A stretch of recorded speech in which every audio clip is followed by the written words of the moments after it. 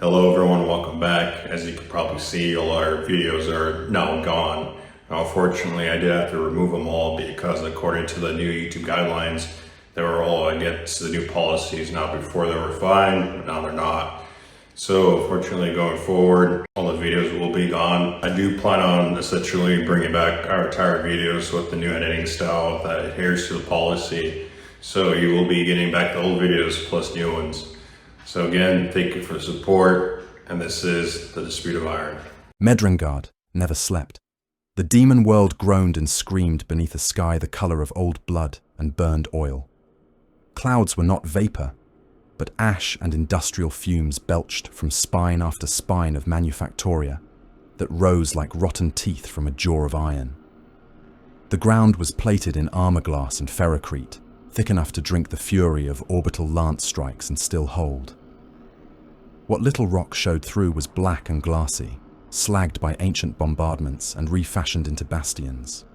Chained above that tortured crust hung broken things, fragmented moons, shattered fortress stations, void hulks from half-remembered wars, all bound in place by titanic lengths of demon-haunted adamantium.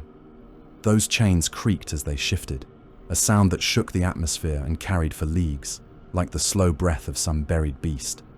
Within those chains, in the thin strip of sky left to Medrengard, the color of the eye seeped through. Warp storms flickered like lightning, purple and corpse green. Sometimes shapes moved in that distant royal, vast enough to dwarf the fortress continents below, watching with eyes that were not eyes. The shattered tower rose beneath that gaze. It was named for the heart of its fortress domain. Once the tower had been a single macro spire, a spear of black iron and demon-wrought stone that rose from the crust and punched into the clouds. In some ancient war, the upper half had been cut away, sheared from its base in a blow that should have toppled the entire structure. It had not fallen. It hung there still, frozen above the surviving stump, held in place by choking coils of warp chain. The sundered crown and the wounded root glared at one another across a gulf of poisoned air, linked by streams of flickering energy and swarms of servo platforms that crawled up and down that impossible divide like iron insects. Around that wounded spear, the fortress of the warband had grown like scar tissue. Curtain walls layered upon, curtain walls, each one thick enough to tunnel hab blocks into. Turrets sprouted like horns from every angle. Macro cannon barrels longer than void ships jutted from bastion faces. Between the walls lay killing grounds of razor wire, trench lines, minefields, and entombed artillery pits. Beneath it all, a labyrinth of vaults, armories, penal pits, and manufactoria sank deeper than any mortal knew, into the hot bones of the demon world. Billions of mortals served here. They moved in endless files through the armored arteries of the fortress, a river of shaved scalps and iron collars and hollow eyes. Men from broken worlds that no longer had names. Mutants with twisted limbs chained to their straight-backed kin. Servitors whose flesh had been pared away and replaced with pistons and pistols. All under the stare of gun servitors in recessed alcoves, of auger lenses in the ceiling, of observation slits where pale yellow eye lenses sometimes glowed for a heartbeat and vanished. They carried munitions that would never stop being needed. Shells tall as two men, shells small enough to rattle in huge hands, drums of promethium, crates of laspax, chains of tank track links, slabs of corpse starch and drums of recycled water tasting of rust and despair. Every item was stamped with the three-pointed skull of the Iron Warriors and the broken spear sigil of the shattered tower. The work killed them. Lungs filled with dust and metal splinters, spines broke under loads. Fingers were drawn into conveyors and pulped. Chemical spills burned flesh from bone. When a man fell, the line closed around him, and his body became part of the floor. When enough bodies had become part of the floor, the overseers sent in servitors to scrape the mixture of gore and grime up and feed it into the reclamation vats. The vats turned it into fuel, food paste, chemical stock, fertilizer for the twisted nutrient fungi that fed the lower levels. No one wasted anything on Medrengard. Above, the slave lines, on a platform of black steel reinforced with demonic sigils, Warsmith Carax watched his domain. He was tall even for one of the 4th Legion, encased in warplate the color of gunmetal and dried blood. Hazard stripes blazed along his pauldrons and gauntlets, chevrons of black and yellow, their edges nicked and worn where enemy fire had tried and failed to bite. His helm was bare, mag locked to his belt. The air touched a face cut from stone and scar tissue. One eye was his own, iron grey and bitter. The other was a lens of milky crystal, humming with small internal gears, connected to a nest of cables that burrowed back into his skull. From his vantage, he saw the labour, the weapons, the marching lines of his iron army. He saw the tower stump beneath him, crisscrossed with walkways, studded with emplacements and shrine alcoves to the dark pantheon. He saw, if he tilted his head and let the augmetic eye widen its field, the broken crown of the tower hanging in, the sky, its underside bristling with chains and cables that ran down to the fortress like a forest of ossified roots. Iron within, iron without. The cant of his legion beat with his twin hearts. Pride sat beside hate in him, an old and familiar ache. He had helped raise the lower bastions beneath the sundered spire. He had overseen the forging of the macro cannon that now lined its flanks. The shattered tower was his work, his domain, his anvil. A serf collapsed in the line below him. Carax watched the man's knees buckle. The crate of heavy shells smashed down, crushing his hands and ribs. For an instant, the line stuttered. Men behind stumbled, men in front turned, frowning. Carax raised his gauntlet. The gesture was small, barely more than a twitch. Auto-turrets in the ceiling recognized the motion, and their muzzles whined as they slewed. A curtain of stub fire and micro-rockets stitched across the delay. Men exploded into red vapor. Limbs spun end over end. The crate itself was chewed apart, its contents rupturing and showering the wide corridor in oily residue and glittering shell fragments. The line closed again.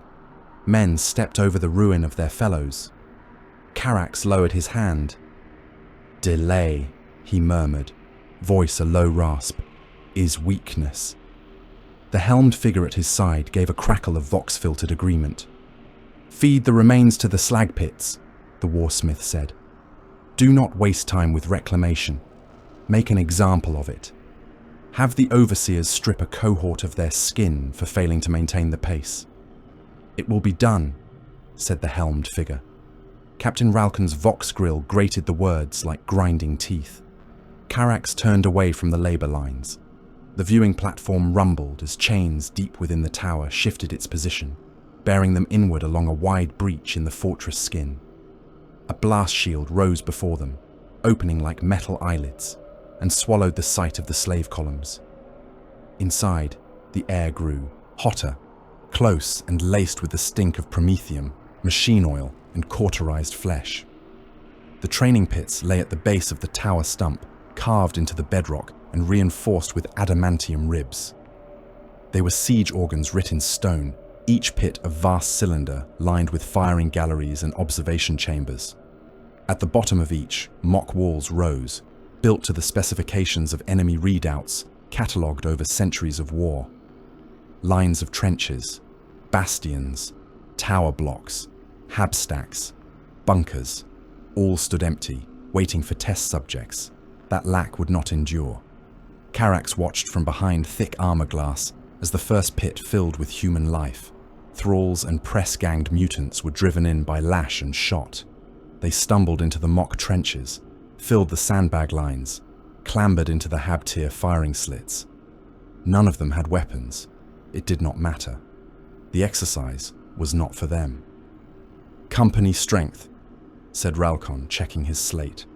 3,000 bodies, per pit. "Thin," Carax said. "We are waiting on the last shipments from the Polar Manufactoria, casualties in the Forge riots." Carax snorted.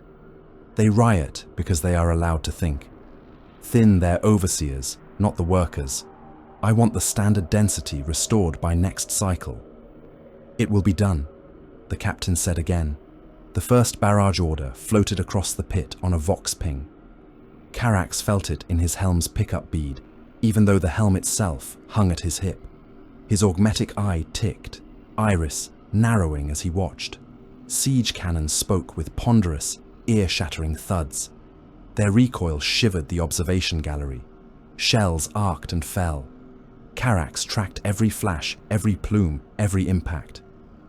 The mock fortress below ceased to be a structure and became a wound. Sandbags detonated and sprayed their trapped flesh forward like nets of skin. Hab tiers collapsed, crushing the bodies crammed within into mortar paste.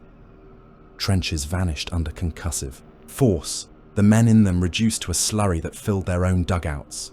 Some of the thralls simply disintegrated, becoming steam and raining down as a hot drizzle of pink rain. A second barrage followed, then a third, each adjusted by minute increments. Slightly longer fuses on this run, marginally heavier charges on that. Higher angles, lower arcs. The pit disappeared in smoke and dust and blood mist. Carax's one living eye did not blink. "Spread is wide," he said, almost to himself. "Too much wastage outside the primary kill zones. Have the data crunched and reposted. We will adjust the charge patterns by fractions until we achieve optimal density." "You want all pits recalibrated?" Ralcon asked. "All," said Carax. "If the dispute is coming, we will not meet it with blunt tools." The captain's helm turned. "The dispute, my lord?" "We are not deaf," Carax said, tapping the side of his head where metal met scar. "Nor are we blind. The Vox is thick with unspoken threat. Fortress moons gone silent.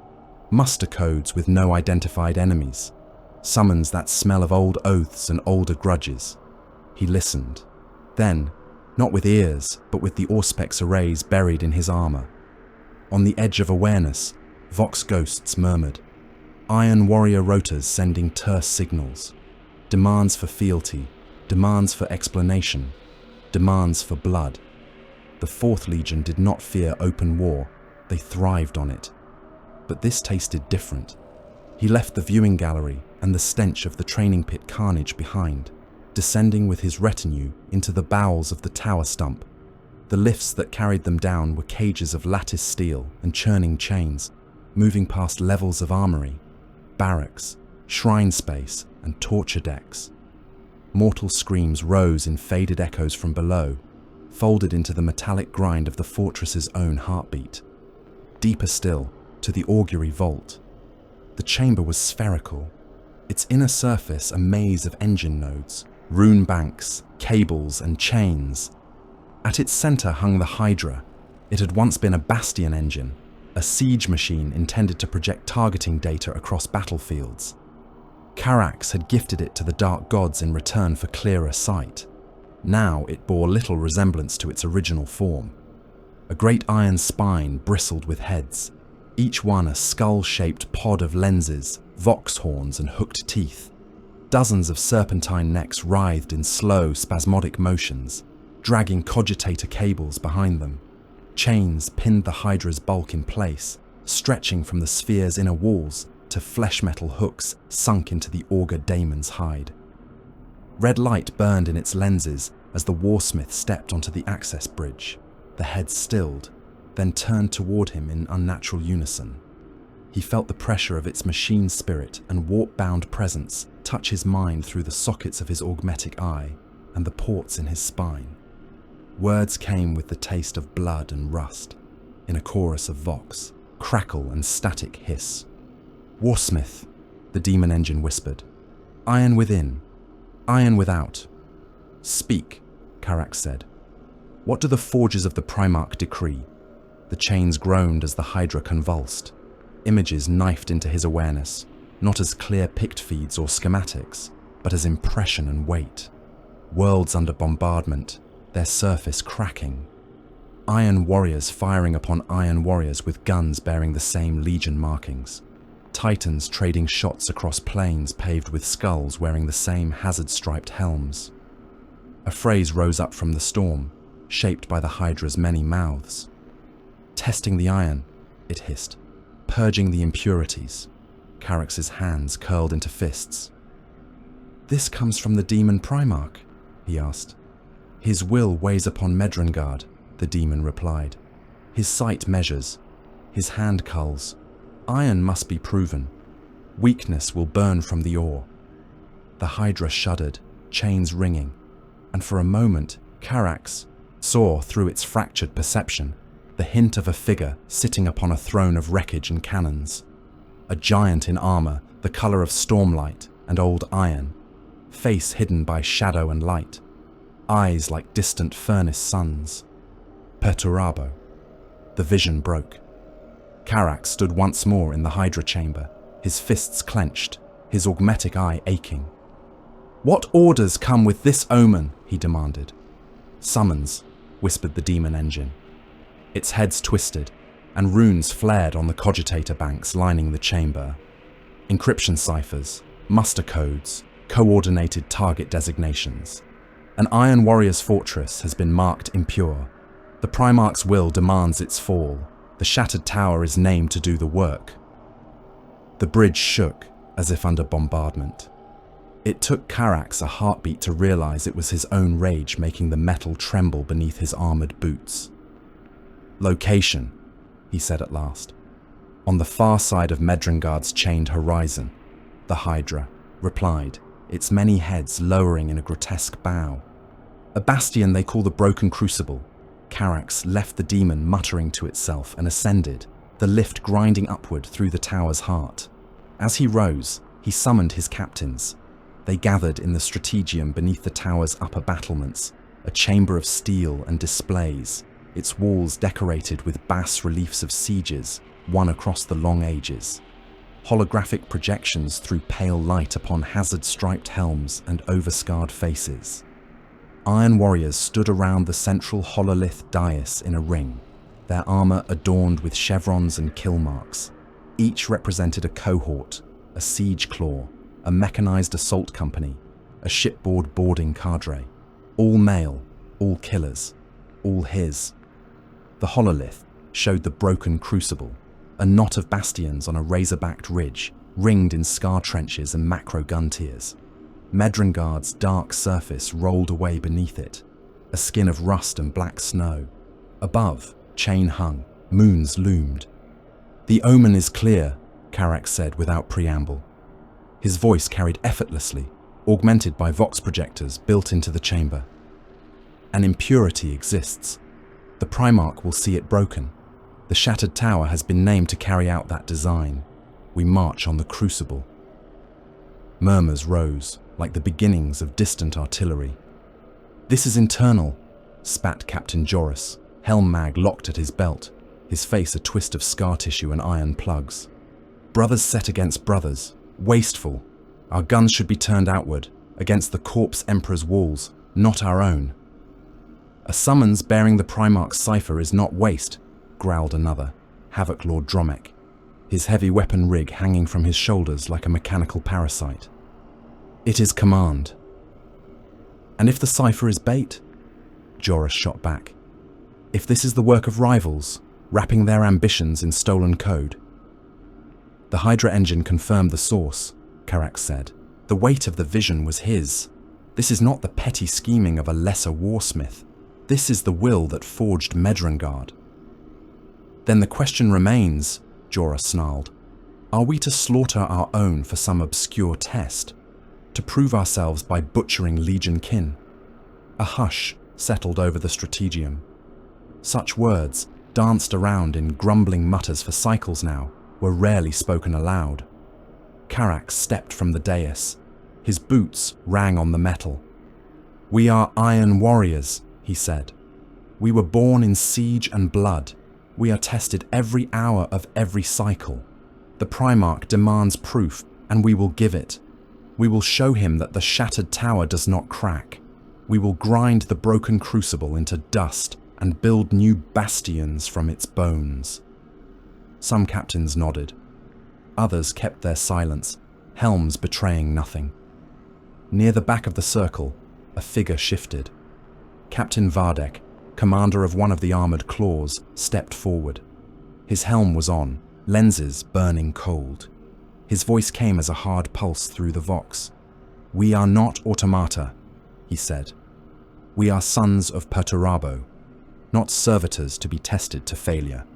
I will not lead my company against a fortress of our own making for no clear reason. There is no honor in fratricide."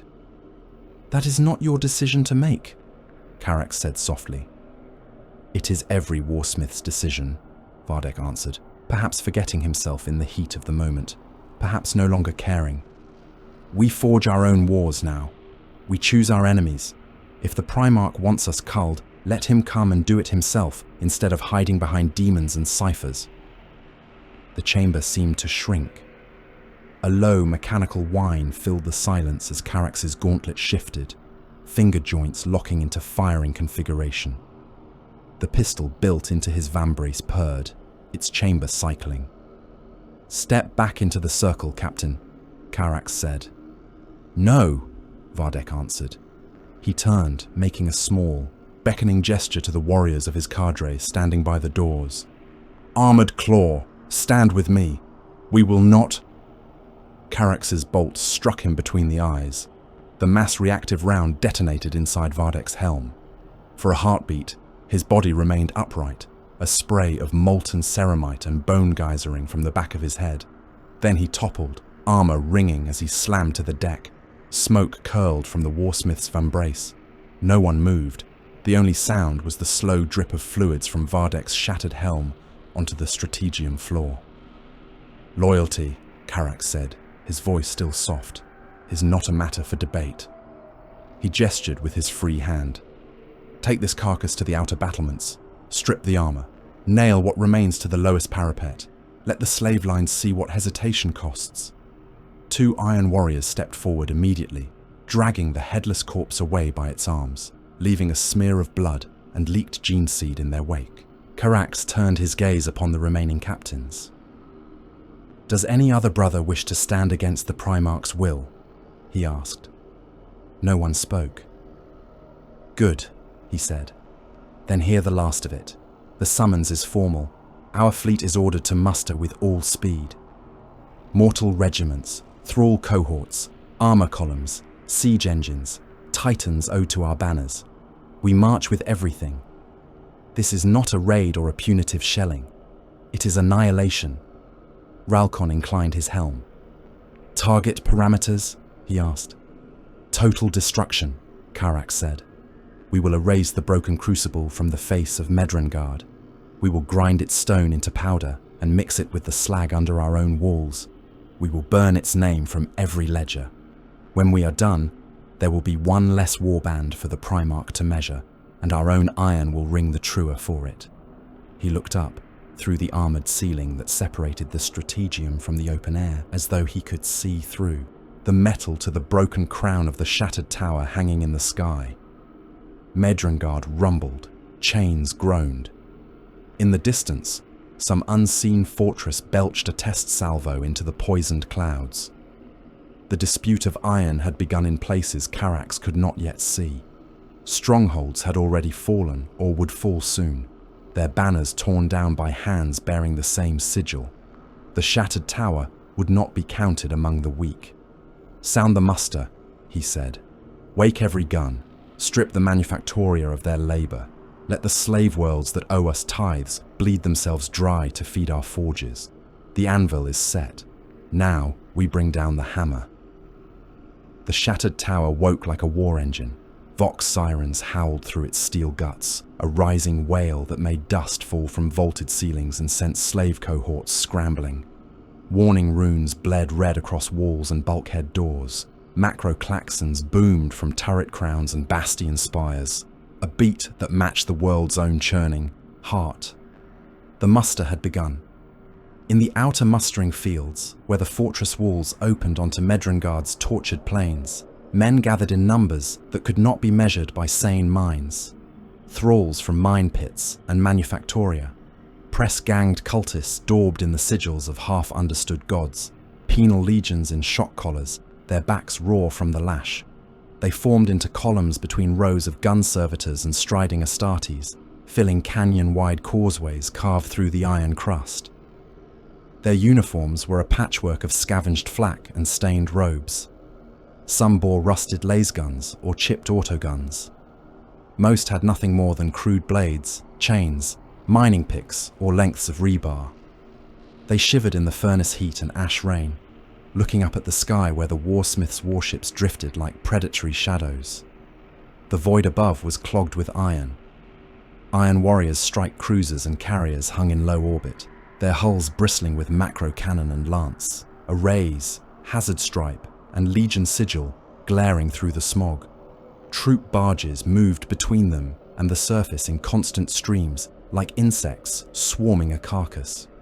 Further out, silhouette shapes of allied vessels waited, more knives in the Primarch's hand.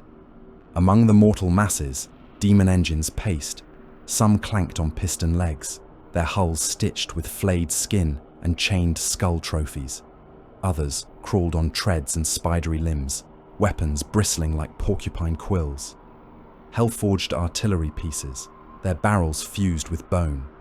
Warp-infused siege tanks that growled and snapped at anything that came too close. They rumbled along the causeways beside columns of more conventional armor, rhinos and predators and land raiders painted in gunmetal and hazard yellow. The ground shook under the weight of it all. Warsmith Carax watched from a balcony carved into the stump of the broken tower, the hanging crown of the old spire looming directly above him, suspended by its web of warp chains. His helm lenses burned as he swept his gaze over the mustering masses, Auspec's data scrolling in the hollow of his mind. "Too many bodies," observed Captain Ralcon at his side. "Not enough weapons." Carax's lip curled. "They are weapons," he said. "Some simply do not know it yet." Below, slave drivers herded fresh cohorts into side ravines that had been cleared of debris. Chains clanked as men were shackled wrist to wrist, ankle to ankle, lines of flesh stretched across the gaping throat of the earth. Servitors moved along the lines, checking links, driving metal spikes into rock to anchor the living chains. "Range markers are set," reported a tech thrall through the vox, his voice a dry rattle. Carax raised his gauntlet. On a ridge further back, siege cannon crews waited by their guns. Massive barrels, ribbed with cooling coils and demon runes, lifted a fraction in response. Targeting runes flickered on his retinal display, plotting arcs and spread patterns. "You think this is waste?" he asked Ralcon, without taking his eyes from the ravine. "I think it is necessary," the captain replied, "but some would call it waste. Those some will die first when the dispute reaches our walls," said Carax. "Watch." He fired the signal. The guns spoke. The first shells hit half a heartbeat later, slamming into the ravine floor with the force of falling asteroids. The world flashed white. Shockwaves rolled up and out of the gouged land, flattening men who were not even directly struck, snapping spines and bursting organs. Where shells landed directly among the chained regiments, there were no bodies, only a red vapor lifting in a sudden obscene mushroom of spatter. The next volley walked along the line, precise in its brutality. Men were shredded into strips and gobbets. Chained limbs snapped and flailed, tightening links around pulverized torsos. The ravine filled with a boiling slurry of bone, shards, and liquefied meat, a rising tide that painted the rock in wet crimson. It began to rain. Fine droplets of blood and thicker fragments spattered down on the watching cohorts at the ravine's lip. Bits of skull, teeth, fingers. A tongue slapped wetly against a serf's cheek and slid down his neck, leaving a smear. He did not move. No one moved. Carax watched the dispersal patterns with clinical interest. His augmetic eye tracked the spread of droplets, calculating distance and density. Vox markers pinged impact sites with cold precision.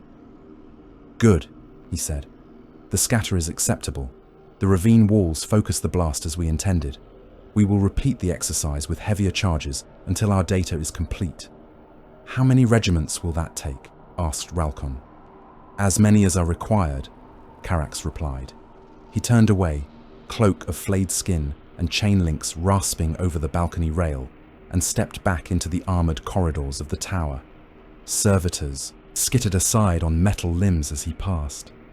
Thralls pressed themselves against walls, heads bowed, trying to make themselves smaller, as if that might save them from notice. It never did. The march began at dusk, though on Medrengard the word had little meaning. The sky dimmed from furnace glare to smoky gloom as ash clouds thickened. Floodlights snapped to life along the fortress walls, painting the mustering fields in harsh white beams. Engines rumbled, chains rattled. The first armoured road trains lumbered forward. These were not simple convoys. Each rolling behemoth was a mobile fortress in its own right, a linked chain of armour-plated carriages and siege flatbeds kilometres long. Gun turrets lined their flanks. Shield projectors hummed along their spines. Thrall cohorts packed into cages beneath the armour deck screamed as the movement crushed the last lingering dead beneath their wheels, turning the bodies into a greasy smear that steamed in the cold air. Behind the road, trains came artillery crawlers, Titanic tracked platforms bearing siege guns so huge that their recoil forced the machines back with every shot. Their crews moved among the shells like insects among boulders. Further back still marched the Titans. They strode across the iron plains like gods who had slaughtered their own heaven. Warhound scouts stalked ahead, their lean forms bristling with turbo lasers and plasma blast weapons. Reaver battle titans followed, hunched under the weight of volcano cannons, apocalypse missile launchers and chain fists the size of hab blocks. Towering over all came a single warlord engine, an idol of steel and brass, every surface layered in hazard chevrons and legion iconography, its head shrine glowing with internal furnace light. Each step crushed men. Thralls were too small and too many to avoid. They marched in ragged lines beside their armoured masters, and when the god machines moved, some fell beneath those titanic feet. The Titans did not. Slow. Men vanished under flat metal plates, disappearing in fountains of meat and shattered bone, leaving only crimson impressions in the iron dust. Carax rode at the head of the Astartes column, in a command land raider, its armour thick with dozer blades and siege shield plating. Inside, among the dim red glow of status runes and the tang of machine oil, he watched the advance via picked screens and hololithic projections fed from drones and auger satellites. Medrengard rolled beneath them, hardened slag fields, forests of rusted pylon trees, lakes of congealed promethium, cracked and black, their surfaces broken by the jutting ribs of long, dead armour columns. In the distance, other fortress domains loomed, their walls spiked and silent, their guns tracking the passing of the shattered tower's host. Not all of those guns pointed away. On more than one occasion, Auspex systems flagged targeting locks from distant bastions. Macro barrels twitched. Lance arrays warmed. But no, shots came. Not yet. Not here. The dispute had not touched these domains openly. Carax filed the ocular logs away regardless. One did not forget who had sighted you down their guns.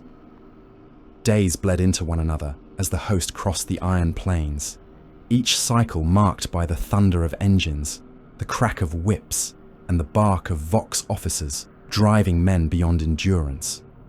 Those who collapsed were left where they fell, their bodies quickly ground into the road by boots and treads. The broken crucible appeared on the horizon as a dark scar. It rose from a ridge of jagged rock like a tumour, its walls fused to the tortured geology. Towers jutted from its spine at brutal angles, each one bristling with cannon and missile racks. Great furnace stacks belched smoke, adding their filth to the already poisoned air. Void shield lumens crawled over its surface in faint, shimmering waves. Between the crucible and the shattered tower host lay a wide basin, a battlefield burned barren by ancient conflict. It was pocked with old craters and lined with the stumps of shattered fortifications. Fossilized bones and bits of armor protruded from the ground like grave markers. "Range," Carax said. Confirmed, answered a tech marine from the command deck, mechadendrites flickering over his console. All batteries stand by. The shattered tower arrayed itself along the basin's edge. Macro cannon were winched into emplacements. Artillery crawlers lowered stabilizers and locked their guns into firing cradles. Titans took up positions on raised ground, their weapon limbs adjusting minutely as they sought optimal arcs. The broken crucible answered in kind. Its own siege guns swiveled, massive barrels grinding across armored tracks. Missile silos opened like gaping maws, prepared to vomit death across the basin. Smaller emplacements snarled to life along its tiers. Lines of Lascannon and autocannon, each crewed by ragged men who stared out at the oncoming storm with hollow eyes. The first shot was like a declaration. A single lance beam stabbed out from the crucible, a needle of sun-bright energy that speared the sky above the shattered tower lines and carved a smoking furrow through a distant slag hill. There was no warning, no formal challenge, just iron and fury. Carax smiled behind his helm. "Return fire," he said. The world ended in flame. Every gun that could bear roared at once. The basin filled with light as macro shells arced out, burning contrails through the smog. Titans added their voices, volcano cannons vomiting lances of raw stellar fury. The air shook as bombardment shells with demon-bound cores screamed overhead, their surfaces writhing as trapped entities clawed at the confines of their iron prisons. Impacts walked across the broken crucible's outer bastions. Void shields flared, visible as brief incandescent spheres where they intersected with the barrage. Some shots spanged off harmlessly, deflected by invisible walls of energy. Others buried themselves into the stone and fortification beneath, detonating with enough force to heave entire sections of wall into the air. The fortress replied. Its guns battered the shattered tower lines, turning hundreds of meters of the front into boiling ruin. Armor columns vanished beneath curtains of explosive fire. Trenches filled with thralls were erased, men ripped apart so completely that only a fine red dust remained to mark their passing. Mountains ringing the basin, long dormant, erupted under the combined fury, their peaks blown away, slopes slumping into new ravines clogged with rock and corpse. Non-combatants died by the billion, though no one counted. Slave habs on the crucible's far side collapsed under shockwaves, crushing entire populations. Munitorum stacks and manufactoria went up in secondary detonations, throwing burning debris for kilometers, setting fire to the shanty hives clustered in their shadows. In the front lines, the cruelty was smaller, but no less absolute. On both sides, mortal regiments were driven forward ahead of main forces, little more than flesh screens and tools. Whips cracked, shock collars flared. Officers with bolt pistols at their backs forced the men into the basin under the falling shells. Minefields waited there, laid in careful patterns by both fortresses over long years. Trap bunkers bristling with hidden guns, hidden pits, remote detonators wired to scores of charges. The mortals walked onto them. The shattered tower's overseers drove cohorts in loose waves, wide enough that when explosives tore them apart, blast patterns could be mapped and gaps identified. Men stepped on pressure plates and vanished in fountains of gore. Lines walked through chemical slicks and began to scream as their flesh boiled away, their bodies staggering on in mindless reflex even as their legs dissolved. On the crucible's side, similar scenes played out. Their own slaves were sent into the paths of incoming shells and demon-possessed munitions, using their deaths to mark zones of highest impact. When a living range marker exploded, Vox officers made cool notes and adjusted their gun dials by degrees. Iron against iron, human bodies as data and disposable shields. When the artillery exchange reached a steady, brutal rhythm, the defending Astartes surged. They came down from the crucible's lower gates in armored wedges. Land raiders led the spearheads, their hulls stamped with the same legion sigils as those of the shattered tower, though their hazard patterns differed in exact arrangement. Rhinos swarmed in their wake, hatches bristling with bolters. Demon engines, crude and howling, bounded alongside, their claws tearing furrows in the scarred earth. Carax's lenses picked out details even through the chaos. Legionary marks, company signs, personal kill tallies. These were not unknown renegades. Every one of those charging warriors had once sworn to the same Primarch, fought under the same banners, shared the same siege lines when the stars were younger. Now they came with guns ready to kill him. "Armor claws, advance," he ordered. "Meet them." His own land raiders roared forward, grinding past the tattered remains of the flesh screens. Heavy bolter turrets traversed to bear, spitting explosive shells into the charging enemy infantry. Lascanon sponsons snapped beams of coherent light at enemy armor, punching through hull plating and turning the warriors within into smeared shadows on the interior walls. The impact of the two forces meeting was like continents colliding. A land raider from the Crucible's spearhead rammed Carax's own command tank, track to track. Armor screamed, turrets locked, barrel to barrel. For a moment, the two machines ground against one another, throwing up sparks and shards of ceramite. Carax's driver slammed the forward engine to full power. The command tank's siege blade bit into the opposing hull, prying beneath its frontal armor. With a grinding shriek, the enemy land raider tipped. One side of its tracks left the ground, its weight shifting, and then the whole mass toppled, going over in slow, dreadful inevitability. It hit the ground with enough force to crack its own spine, hatches popping open, spilling mangled Astartes into the mud. Carax was already moving. The forward ramp of his own vehicle crashed down, and he strode into the maelstrom of wreckage and small arms fire. Bolter rounds sparked from his plate as he advanced, detonations shattering against his hazard-striped pauldrons. He recognized the pattern of the enemy armor, the telltale reinforcement studs of older marks, the distinctive backpack vents. Brothers by blood, if not by allegiance. He killed them without hesitation. His combi bolter spat a steady stream of fire, each shot a miniature artillery blast. Helmets burst, chests blew open, rib cages peeled back like the petals of obscene flowers. Limbs were torn from sockets. He walked through it all like a storm given form.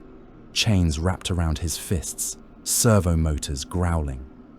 Around him, shattered tower and crucible legionaries tore at one another in hand-to-hand combat. Chains wards chewed through ceramite, biting into the flesh and metal beneath. Power fists closed around torsos, crushing rib cages until gene-enhanced bodies burst like overripe fruit, armor plates popping from the pressure. Bayonets punched through helm lenses, carrying eyes and brain matter out in grisly shish kebabs.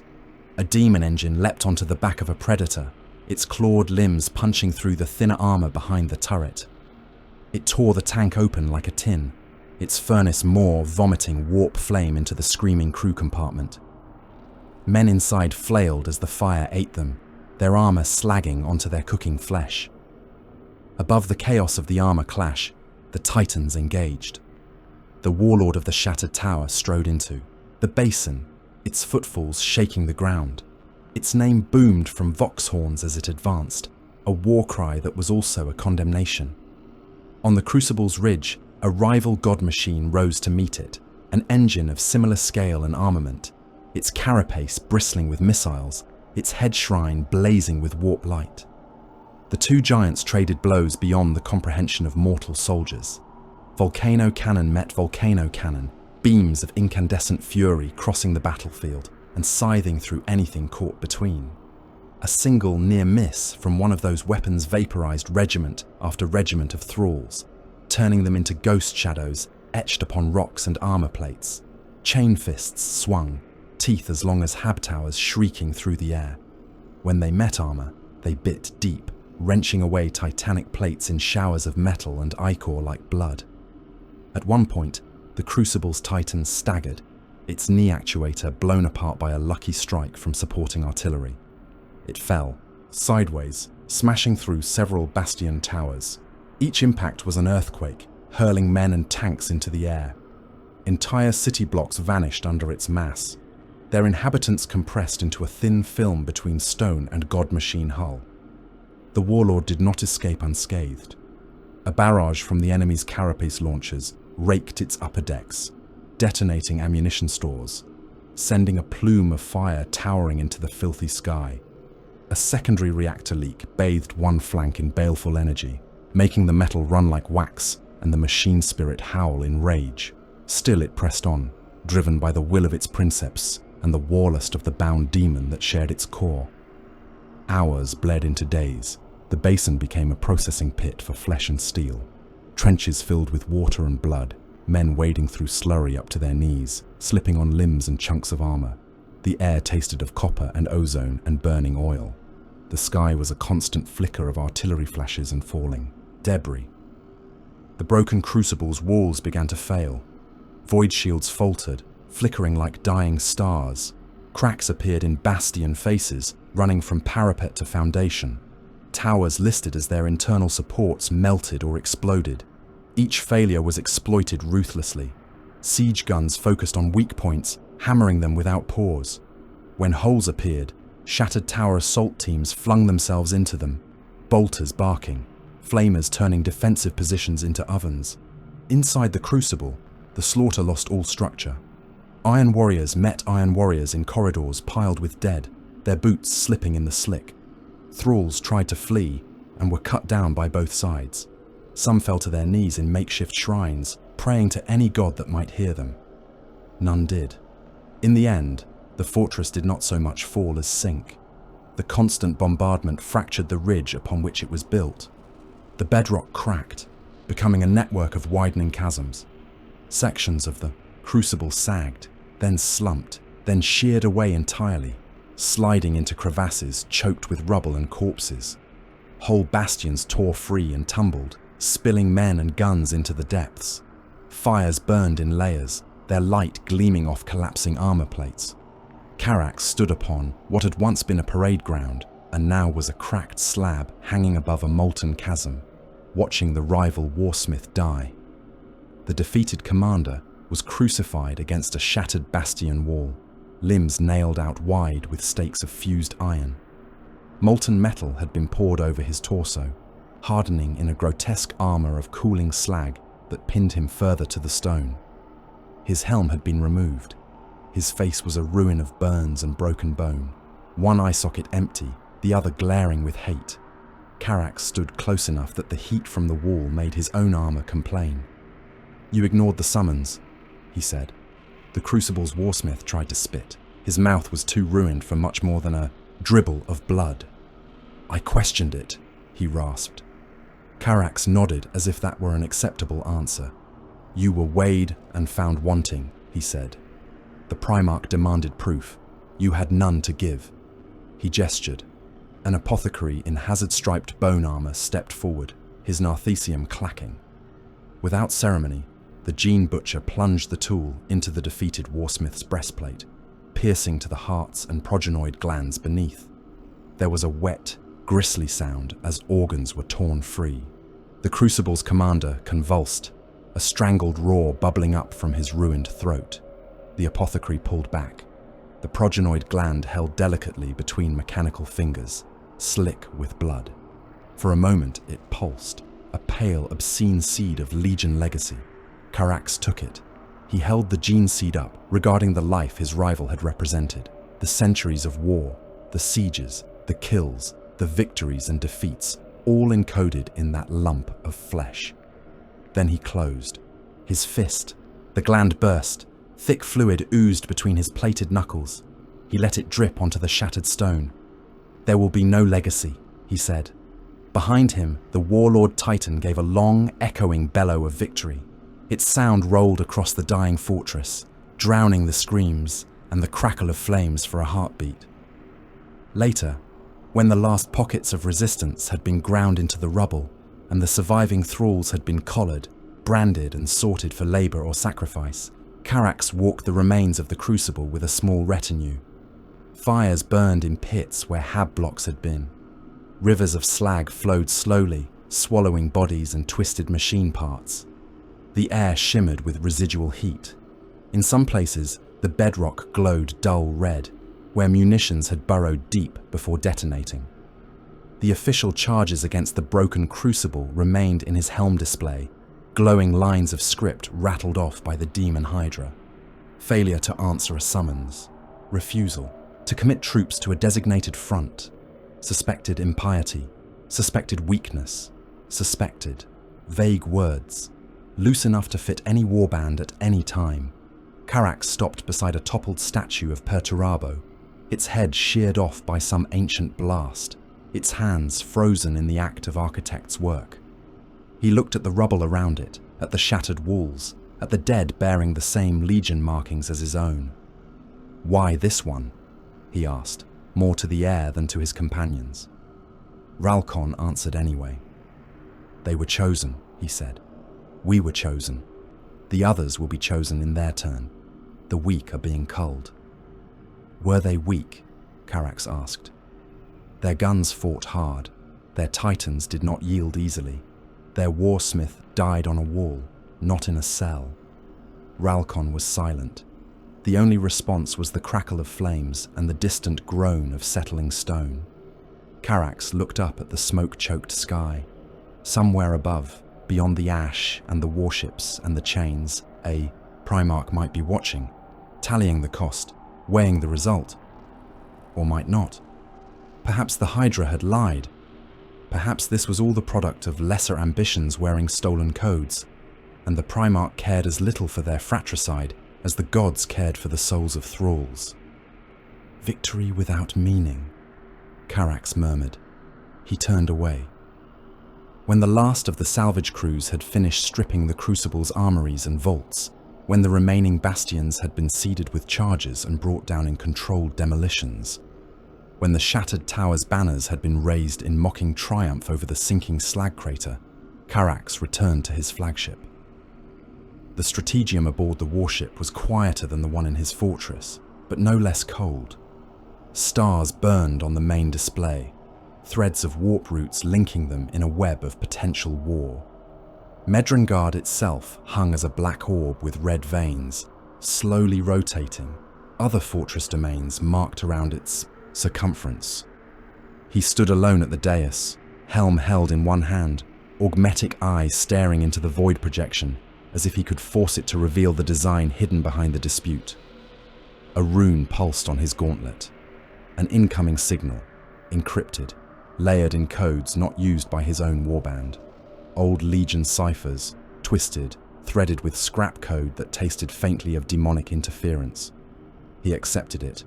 Words flowed into his mind, not as sound, but as data, decoded and reassembled by his armor's cogitators. A voice followed, male, harsh, distorted to the edge of recognition. "Warsmith Karax of the Shattered Tower," it said. "You do not know us, but we know you. The dispute you bleed for is not random. The sums are being calculated, the results entered in ledgers you will never be permitted to see." Karax's jaw clenched. "Name yourself," he said into the empty chamber. "We are iron as you are iron," the voice replied. "That is enough. Hear this. Instead, on the Primarch's personal forges, far beneath the layers of Medrengard you walk upon, every strike you make is weighed. Every brother you kill is counted. You are not purging impurities. You are raw material being refined." Static hissed, like a drawn breath. Some will be judged worthy. Some will be slagged and forgotten. The Shattered Tower has drawn attention. Whether that is blessing or doom, only the Ledger Keeper knows. The signal cut. Karax stood in the silence, the warship's engines thrumming quietly through the deck. He lifted his helm and locked it into place, the seals hissing as they closed around his scarred head. The world narrowed to the view through his lenses and the feed of his sensors. "Then we will write our own entries," he said to no one. Outside, the Shattered Tower's fleet adjusted course. There were other summons to answer, other fortresses marked impure, other brothers waiting to die beneath the guns of their kin. The dispute spread like hairline fractures through armor, invisible at first, then fatal. Across Medrengard's iron continents, fortress lights changed from the steady glow of constant war to the flaring, stuttering pattern of internal bombardment. Guns that had always turned outward now pivoted, slowly, with grinding reluctance, to bear upon their neighbours. Alliance banners were struck from battlements. Old pacts, sealed in blood and siege work, were reinterpreted as shackles or weakness. The first signs were small. A supply convoy from one Iron Warrior's domain passed too close to another's patrol zone and did not answer a Vox challenge quickly enough. The fortress batteries fired. The convoy vanished in incandescent fury, its wreckage falling from the sky like burning snow. On the other side of the world, a bastion that had failed to reply to a muster code, delayed by internal uprisings, received a testing barrage from a supposed ally. The testing shot became a probing salvo. The probing salvo became a sustained bombardment. The bastion had ceased to exist before its warsmith could voice his outrage. Then the great guns truly woke. Demon fortresses, fused from rock and warp metal, were besieged by their own kin. The sky over Medrengard grew brighter as macro shells traced constant parabolas across the void, leaving glowing scars in the smog.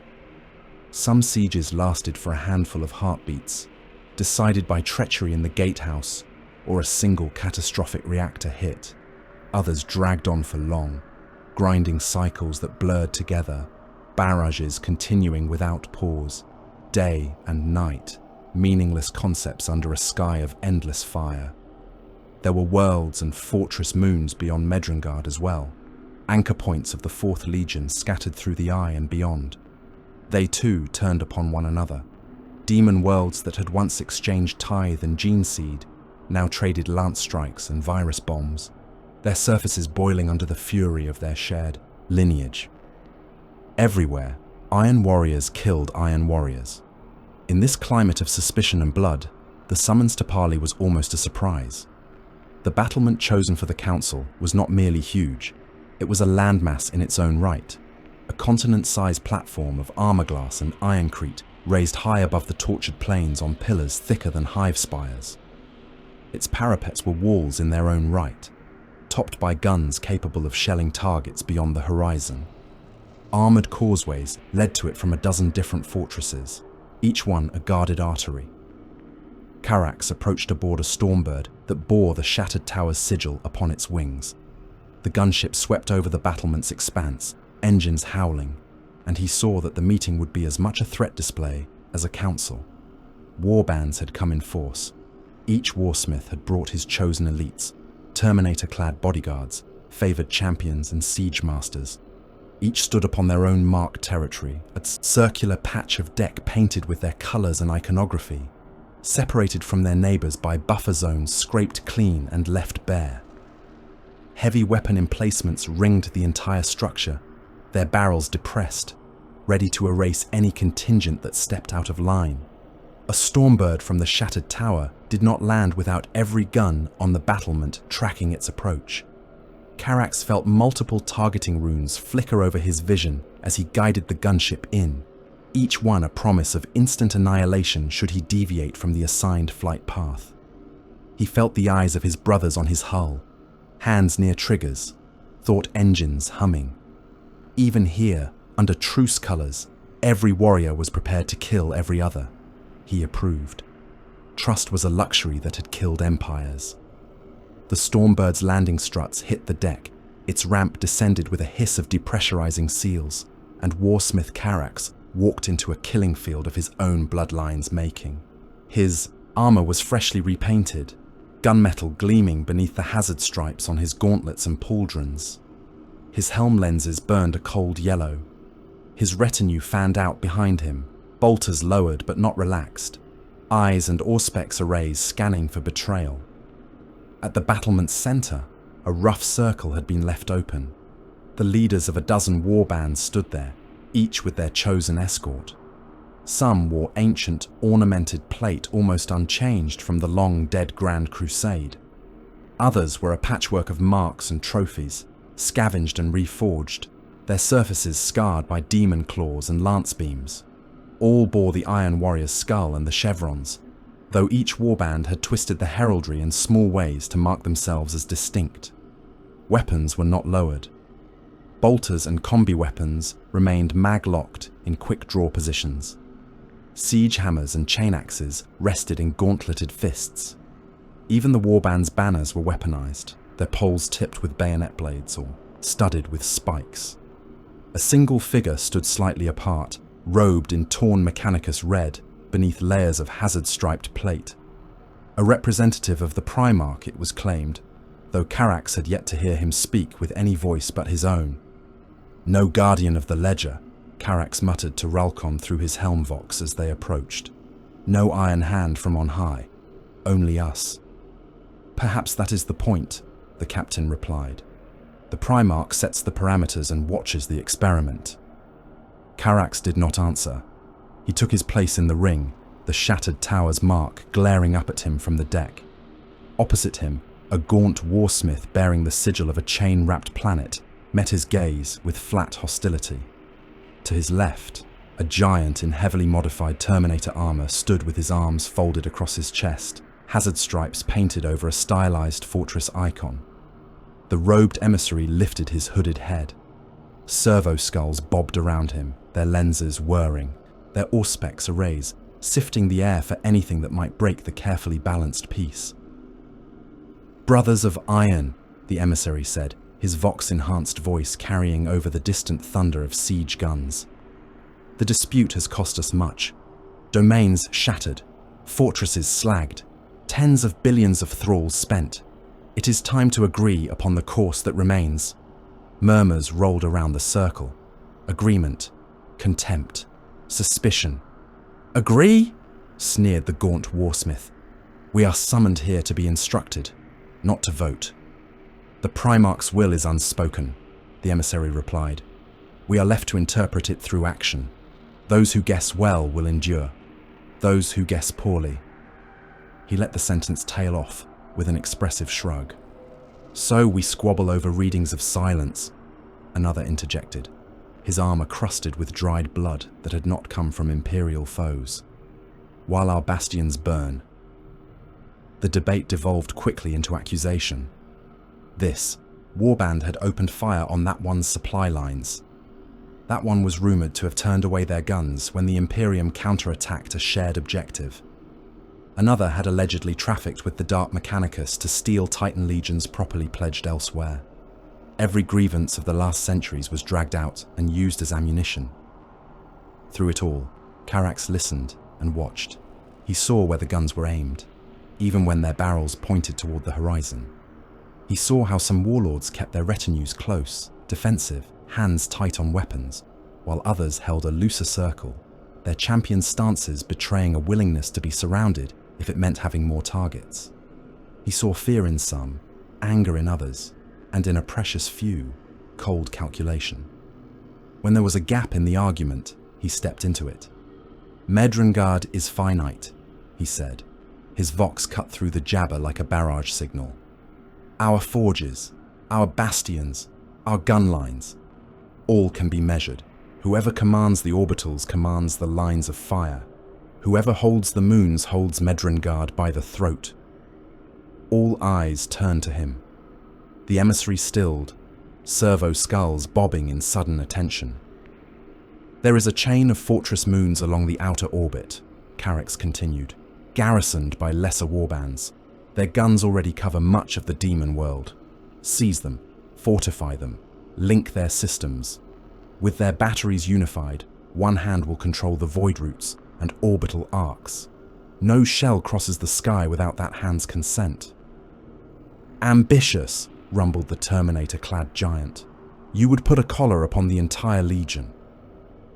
"I would ensure that when another warband contemplates shelling our walls, they must first consider what comes down from above," Carax said. "We are siege masters. We know better than any that ground guns mean little when the heavens themselves rain fire. You speak as if you already mean to claim these moons for yourself," observed the gaunt warsmith. Carax did not deny it. "The shattered tower has proven itself," he said. "We have broken a fortress deemed impure by the Primarch's will. We have lost little and taken much. Our guns are strong, our crews efficient. Give us the lead in this campaign. and when the chain moons are welded into a noose, all our domains will benefit. He left unsaid that some would benefit more than others. Silence settled for a few heartbeats. Then, slowly, the emissary nodded. "The Primarch values initiative," he said. "Iron that moves, not iron that rusts. The chain moons are contested already, but not yet in unity. Let the Shattered Tower lead the assault. Let those who doubt their resolve watch and learn and choose whether to follow or to stand aside." The decision, once spoken, took on a life of its own. Even those who disliked Carax's rise saw the value in having him strike first. If he failed and was broken on the moons, they would be rid of a dangerous rival.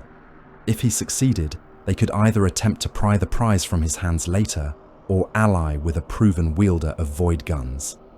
Either way, the dispute tightened its grip. The first fortress moon burned from pole to pole. The Shattered Tower's fleet translated into position along the outer orbit, engines howling, reactors stoked to war output. The target was a lump of rock wrapped in steel, its surface bristling with lance batteries and torpedo silos. From space, it looked like a seed shell frozen in the act of falling. Carax did not waste time with warnings or ultimatums. The void was too full of lies already. His ships opened fire as soon as they cleared the warp bleed. Macro cannon shells the size of noble hives crossed the void in incandescent arcs. Torpedoes swam through the darkness, their machine spirits shrieking war hymns. Lance beams stabbed out, carving glassy scars across the moon's armored hide. The defenders replied, their own, guns blazing. But they had not been warned, and their patterns were sluggish. Their return fire fragmented. Carax ordered the first wave of virus warheads launched. The shells were slender compared to the siege munitions that had flattened the broken crucible, but their lethality was not measured in blast radius. They struck the moon's atmosphere and blossomed into shimmering clouds, spores and machine nanite fog mingling in a deadly reagent. The contamination seeped through ventilation shafts and cracked armor, riding pressure changes and heat gradients into the hab blocks and garrison decks. Men died in their millions and did not leave bodies behind. Flesh sloughed from bone, liquefied, and ran in sticky streams into the drainage grates. Eyes melted in sockets, tongues rotted in mouths. In some cases, even the bones themselves softened, dissolving into nutrient slurry that steamed in the recycled air. Servitors convulsed as their organic components rotted, metal skeletons, collapsing in heaps. Those few who survived the first wave did so only to choke and drown in the exhalations of their comrades. When the virus had run its scripted course, Prometheum bombs fell. They ignited the planet-wide film of organic sludge, turning the fortress moon into a blazing wound in the sky. Rage-colored flames roared through corridors and munition tunnels, feeding on protein and oxygen alike, until there was nothing left but charred residue fused to the decking. Only then did the boarding torpedoes approach, driving their adamantium noses into weakened hull sections, disgorging Shattered Tower breaching teams into the smoking remnants. The second and third moons did not fall so easily. Word traveled faster than light where demons rode the currents. The next fortress worlds were ready when Carax's fleet arrived. Shields were up, guns were hot. Void mines lurked in clouds around them, their machine spirits eager for something to embrace. The fights for those moons were long and ugly. Orbital barrages boiled entire lakes of stored promethium, sending vapor clouds jetting into space. When those clouds ignited, they wrapped sections of the moons in firestorms that burned even in the thin air, fed by chemstacks and oxygen plant stores. Virus bombs flowed where they could, liquefying garrisons. Where the defenders had countermeasures, Carax sought other tools, cracking open ammo vaults with prow rams and detonating them, shattering whole mountain ranges. On the surfaces, Iron Warriors advanced through landscapes remade into charnel houses. The dead lay so thick in some trenches that the living walked on them like packed earth. Corpses were stacked into makeshift ramparts, sandbags replaced by flesh and armor. The air shimmered with heat from burning oceans of promethium, the vapor searing lungs and blistering exposed skin. Men coughed up fragments of their own tissue and still staggered forward when kicked or whipped. In one engagement, an entire company became trapped in a valley filled with corpse drifts. Artillery fell around them, burying them deeper under freshly killed bodies, until only the tips of their banners showed. Days later, when the guns shifted, they dug themselves free, their armor stained and encrusted, moving through the dead as if through heavy snow. Carax's warbands did not falter. Every horror was a tool, every atrocity a statistic. He began to see the pattern more clearly with each engagement. On one moon, a rival warband known for unorthodox alliances hesitated to fire upon a fortress whose commander had once saved their gene stock from imperial capture. That hesitation cost them the initiative. Their ships were caught half deployed, their gun bearings off. They were crushed between a loyalist Iron Warriors fleet and the moon's own batteries. Survivors, if any, left no coherent record. On another, a warsmith attempted to negotiate terms of subservience with his besieged brother, promising integration and shared command of the orbital guns. The Vox logs showed the conversation in cold, flickering script. As he spoke, third-party signatures arrived on Auspex. A warband with no stake in the dispute closed in and shelled both bastions without distinction, obliterating talks and talkers alike. Warriors known for compromise, for holding to old honor codes, or for entertaining the notion of restraint, died in droves. Those who showed ruthless efficiency, who did not question orders no matter how fratricidal, found the currents of the war coincidentally favorable. Their supply routes were less frequently interdict ed. Their requests for demon engine support were answered more swiftly. Warp eddies around their translation points were strangely calm, their casualties lower than probability would suggest. Carax watched these coincidences accumulate and felt the shape of the ledger in the hidden hand. Within his own ranks, dissent boiled. It was not loud. The Iron Warriors were not given to dramatic protest. Their defiance was the cold, brittle kind, carried in glances and muttered words over gene seed jars and ammunition crates. One day, as the shattered tower forces regrouped on a moon still cooling from its latest bombardment, a lieutenant made the mistake of letting his thoughts reach the wrong ears. They marched along a road carved into the moon's rocky surface, tanks rumbling past, siege rhinos and predators belching exhaust. Behind them, slave cohorts labored, dragging artillery pieces into newly fortified positions. The sky was a bruised smear, lit by fires from still-burning manufactoria. "This is madness," the lieutenant said. His name was Serdek, a veteran whose armor bore marks from wars against the Corpse Emperor's bastions, from demon hunts along warp-cracked frontiers. "We bleed our own. We level fortresses we built. For what? To stand atop a pile of our brothers' skulls and call it proof?" Captain Ralcon's helm turned. "For the Primarch's approval," he said. "If he desired our loyalty, he had it," Serdek shot back. "If he desired the Imperium's ruin, we have labored toward that.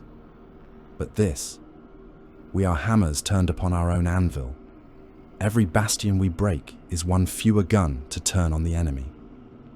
The enemy is whoever the Primarch names," Ralcon said. His tone stayed calm, but there was steel under it. Carax, riding in a command chimera alongside the column, listened through the vox tap in his captain's channel. "Perhaps he is no longer worthy of that name," Serdek muttered. That was enough. Orders snapped down the command link with the speed of thought. Ralcon did not hesitate. He gestured to a nearby tank commander, his gauntleted hand making a precise cutting motion. The lieutenant was seized by his own squad, hauled protesting to the side of the road, shackled to the tow hooks of a siege tank. His armor's mag locks were remotely engaged, binding his limbs rigid. The tank engines revved. They dragged him behind the column. At first, his armor held, ceramite grinding under the relentless pull, throwing up a shower of sparks and powdered rockcrete. Then stress fractures formed. Plates cracked, then tore free. Flesh showed through, blood smearing the ground in a widening trail. His helm lens shattered, his face taking the full scouring of the ground. Teeth broke in his mouth and scattered like gravel. By the time the column reached the newly dug gun emplacements, there was nothing left of Lieutenant Serdek but a ragged length of ruptured torso and a smear of ruined tissue and ceramite across the rock. His company watched all of this in silence. When the tanks halted, Karax appeared, stepping down from his chimera, armor spotless in contrast to the gore. "This is the cost of questions," he said, his vox carrying over the assembled warriors. "You are not asked to like the war, you are asked to fight it. The iron that complains about the forge is scrap. You are not scrap, or you would not wear this plate." He gestured toward the horizon, where guns were already being emplaced. "Your lieutenant has paid for your weakness with his life," he said. "Now you will pay with your blood. Your company will lead the assault on the next bastion. No armor support, no artillery curtain. You will take the walls with your feet, your blades and your bolters, or you will die on the glacis. That is your penance." No one spoke. No one objected. They saluted and marched away, their fates sealed. The war darkened further. Warp rifts bloomed on battlefields like wounds. The constant bombardments, the rivers of blood, the billions of dying prayers to gods of pain and change and decay and war, all pulled at the fabric of unreality. Tears opened in the air, at first no larger than a man's fist, then widening into gaping maws of lightless color. Demons came through. Some were bound in chains, dragged into artillery pits, and fused to the barrels of siege guns.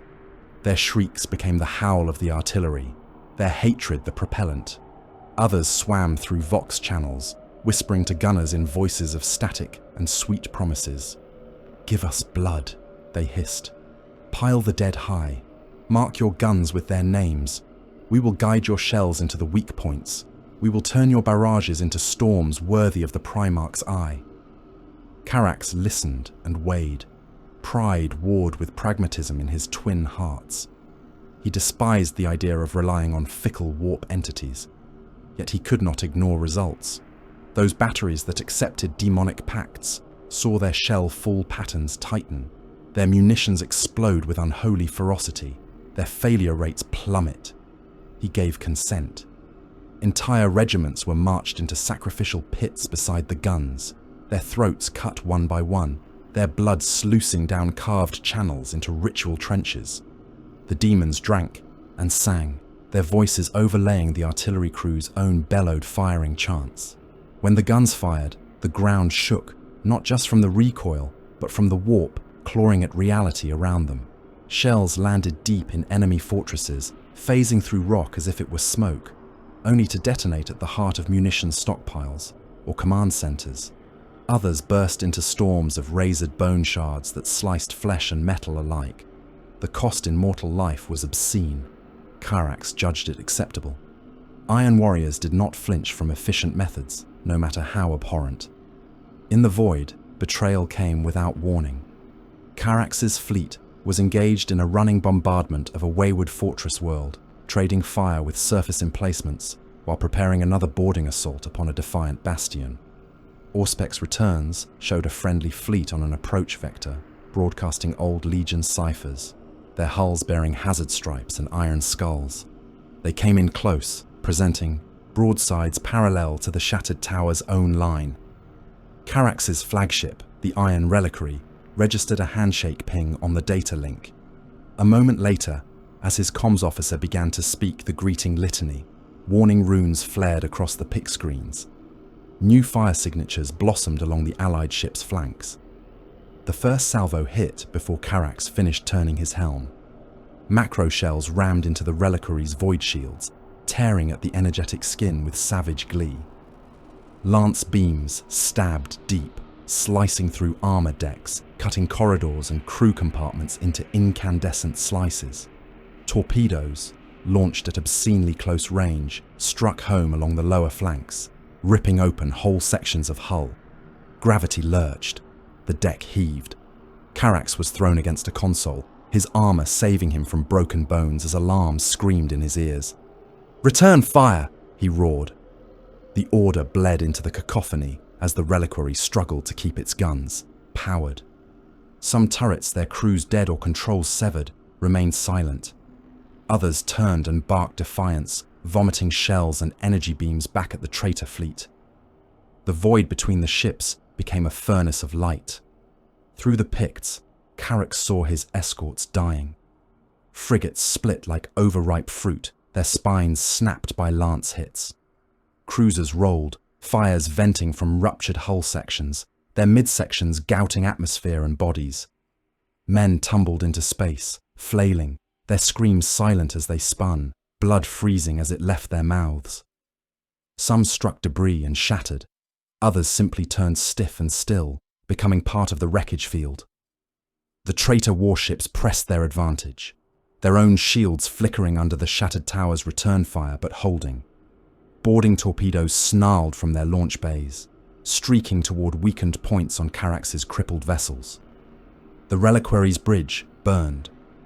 A secondary explosion rocked the command deck, hurling officers and servitors aloft. Fire washed across workstations. The emissary from the demonic Hydra engine burned where he stood, his robes igniting, flesh blistering and blackening as his machine limbs spasmed. Please support the channel, like, comment, subscribe. I would highly appreciate it. Now let's get back into it. Carrax forced himself upright. "Hard about," he commanded. "Divert all available power to engines and dorsal batteries. We carve a path through or we die here." His orders carried through the ship on the backs of desperate tech thralls and chanting machine priests. Warp-tainted reactors flared, flooding the damaged engines with power. The reliquary, bleeding atmosphere and flame, turned like a wounded leviathan, its prow swinging toward a gap in the enemy formation. It plowed through the debris field, dragging a storm of shattered metal and frozen corpses around it. Some of the corpses struck the viewports, smearing blood and frozen tissue across the glass before bouncing away into the void. Dorsal guns hammered. One of the traitor cruisers took a full salvo along its spine. Armor peeled away. Fire spilled from the wounds. A moment later, its reactor went critical, the ship blossoming into a brief, hateful star. The shockwave slapped the reliquary's hull, rattling every bolt, but it also broke the enemy's pursuit formation. Carrax's remaining ships surged into the breach, their engines howling, fleeing into the deeper, darker reaches of the system. Some did not make it, their damaged drives failing, their hulls pounded to scrap by vengeful broadsides. The survivors fled, limping, systems flickering, leaving a trail of burning wreckage behind them. Only when the traitor fleet fell back to return to the slaughter of the planet below did Carrax allow his fury to surface. Back in the murky half-light of the reliquary's patched strategium, surrounded by cracked screens and flickering rune banks, he reviewed what intel his crew had salvaged from the attack. The enemy's ident codes had been genuine 4th Legion, sequences, old but valid. Their hull markings matched warbands who had fought alongside the shattered tower in campaigns against the Imperium. No warning messages had preceded their betrayal. No explanations followed. He listened again to the last Vox fragments snatched from intercepts, distorted and overlapped. Demonic whispers bleeding through. "Target acquired. Ledger marks them suspect. Fire at will. Expendable material. Observe response to unsignaled hostility. Numbers remain within acceptable loss margins. Continue." The same cold language as the hidden message he had received after the fall of the broken crucible. The same sense of distant eyes, marking tallies, drawing conclusions. There was no side to join.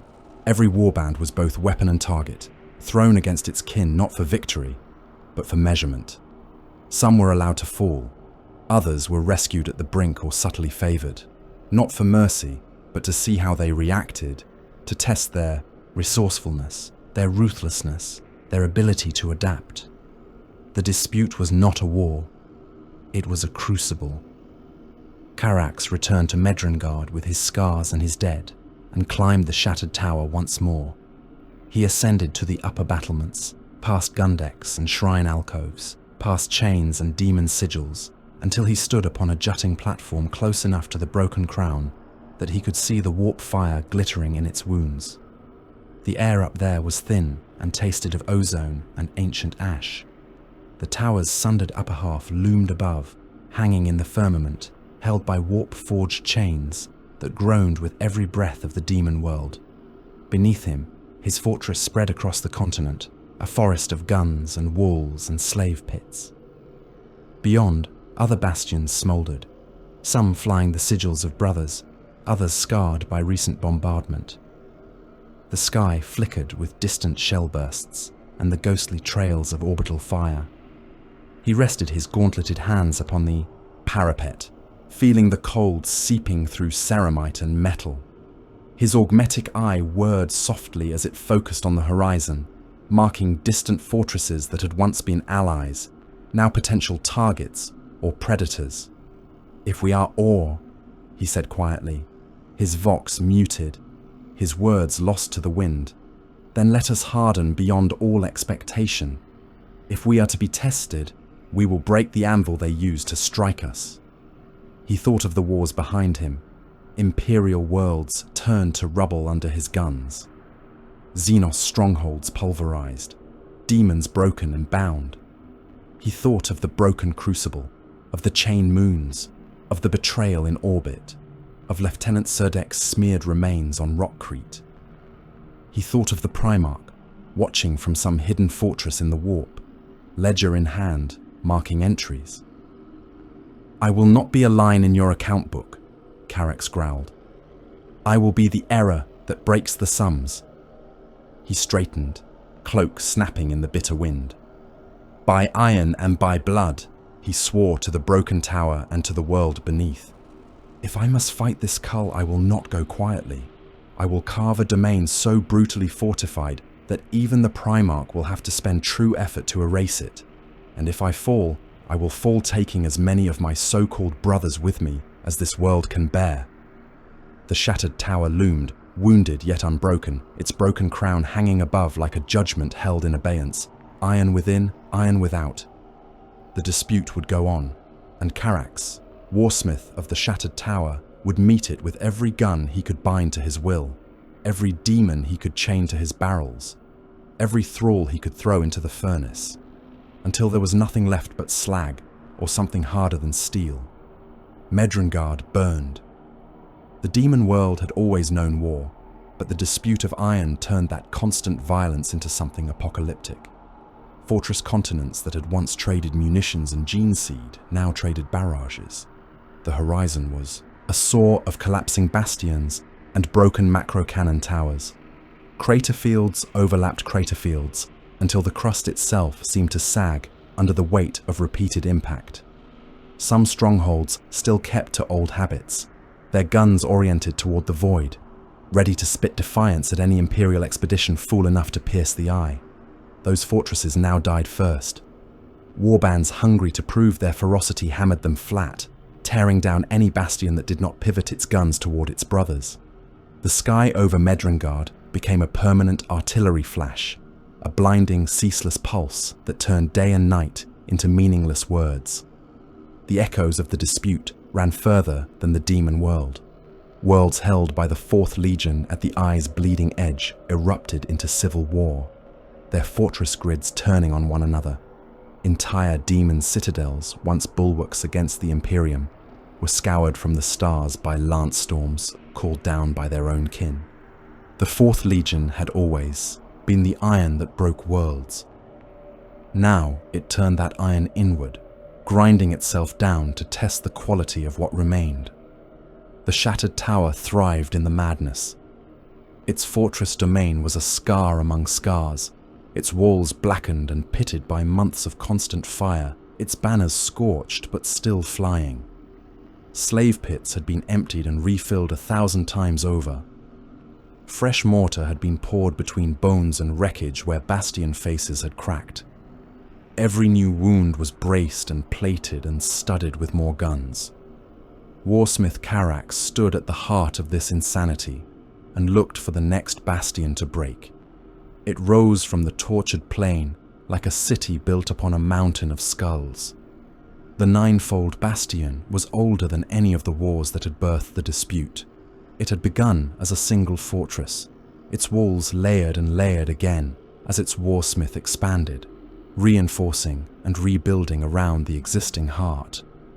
The result was a titanic onion of iron and demon stone, 9 concentric walls, each higher and thicker than the last, studded with guns, guarded by void shields and layered trap lines. Trillions of cultists and thralls lived and died within those walls, feeding the forges and guns. The bastion's population was a self-sustaining, self-consuming resource. It burned its people to keep its cannons loaded and its reactors hot. Carax intended to strip it down one ring at a time. The shattered tower host ringed the bastion at a calculated distance, gun lines etched into the plain like script in steel. Titans stalked among the siege batteries, their god machine silhouettes swallowed and revealed by the constant smoke. Armored columns idled behind revetments carved into hills of slag, engine fumes adding to the smog blanket. Overhead, the shattered tower fleet held high orbit, guns angled down, a second sky of iron above the first. Carax's strategium showed the ninefold bastion as an overlapping set of hololithic schematics. Each wall glowed a different shade, not as decoration, as separate campaigns. Each would fall only after a dedicated effort of supply, of bombardment, of assault. Each would cost lives on a scale that made lesser sieges look like skirmishes. He studied casualty projections flickering before his augmetic eye and nodded to himself. The numbers were obscene. The Primarch's ledger would be pleased. "Commence first ring bombardment," he ordered. Guns spoke. The plain shook. The outermost wall of the ninefold bastion bristled with return fire. Void shield lines flared, visible for heartbeats as they intercepted shells and beams. Macro cannon on the wall and behind it barked answer, throwing shells at the shattered tower positions. Land cut out of the plain by earlier wars vanished under new craters. Thralls died in droves under the opening salvos, pulverized by shells before they could even shoulder their weapons. Carax noted it, then turned his attention to the data streams coming from his reconnaissance servitors. Enemy Vox channels were busy in the way all Fortress Vox nets were busy under attack. Orders, damage reports, screams, requests for support, all routine, all expected. "Expand range of our ground scans," Carax said. "Find me their refugee corridors." Tech thralls complied. Auspex sweeps rippled across the bastion, picking out heat signatures and movement trails. The returns came back as ghostly lines on the hololith, faint but unmistakable. Narrow routes behind the outer wall, clogged with life, feeding inward toward the inner hab zones. Carax smiled without humor. "Retask batteries along sectors 3 through 9, he said. "New primaries are corridors here, here, and here. Half charges, airburst over the routes, proximity fuses. I want blast and shrapnel, not crater punching. Adjust for fleeing bodies." There was a pause. "Warsmith," said one of the artillery commanders, cautious even over Vox. "The guns are all ready, locked on the wall emplacements. We will lose efficiency against enemy fire if we—" "You will do as ordered," Carax cut across him. "Or I will feed your crews to their own loading mechanisms and find someone with enough imagination to understand war." Compliance followed. The next waves of shells did not fall upon the bastion's guns. They arced over the wall and detonated in the air above the refugee corridors, blowing apart the narrow semblance of safety the garrison had tried to maintain. Columns of humanity jammed those routes. Thralls and cultists and wounded Legion serfs, driven from the outer works by shattered tower pressure, herded inward by their own overseers. They were packed shoulder to shoulder, surrounded by crates and gurneys and dragging children whose faces had never seen any light but furnace glow. The shells arrived like judgment. Airburst rounds went off above their heads, shredding flesh with whirling fragments of iron and stone. People were flayed in place. Limbs tore free and pinwheeled across the crowded lanes. Pressure waves snapped spines and ruptured organs. The first rows of the columns went down and were trampled by those behind, who could not stop moving fast enough to avoid being crushed themselves.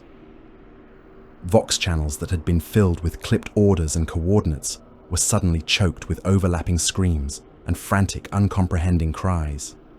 Discipline officers bellowed for silence and order, their voices lost in the flood. Tech adepts trying to maintain void shield regulation had to reroute power not to guns, but to discipline grids, shock flooring and collar systems, trying to keep the slave masses from breaking under the terror. Void shield strength dipped. Carax's augmetic eye tracked the shield fluctuations with clinical satisfaction. "Now," he said, "concentrate heavy batteries on shield nodes Alpha through Gamma. Their shield masters are trying to hold morale and deflect fire at the same time. Force them to choose. They will choose poorly." The heavy siege guns answered. Their shells were not shaped for airburst. They were blunt, brutal things, demon-bound and hungry. They hit weak points in the glowing shield barrier and forced the energy skin inward. Under the combined pressure of incoming fire and internal turmoil, the first layer of the bastion's void shielding failed. Walls that had been immune to direct hits suddenly felt the full force of shattered tower munitions. Macro cannon strikes chewed into armor stone. Towers lost their crowns.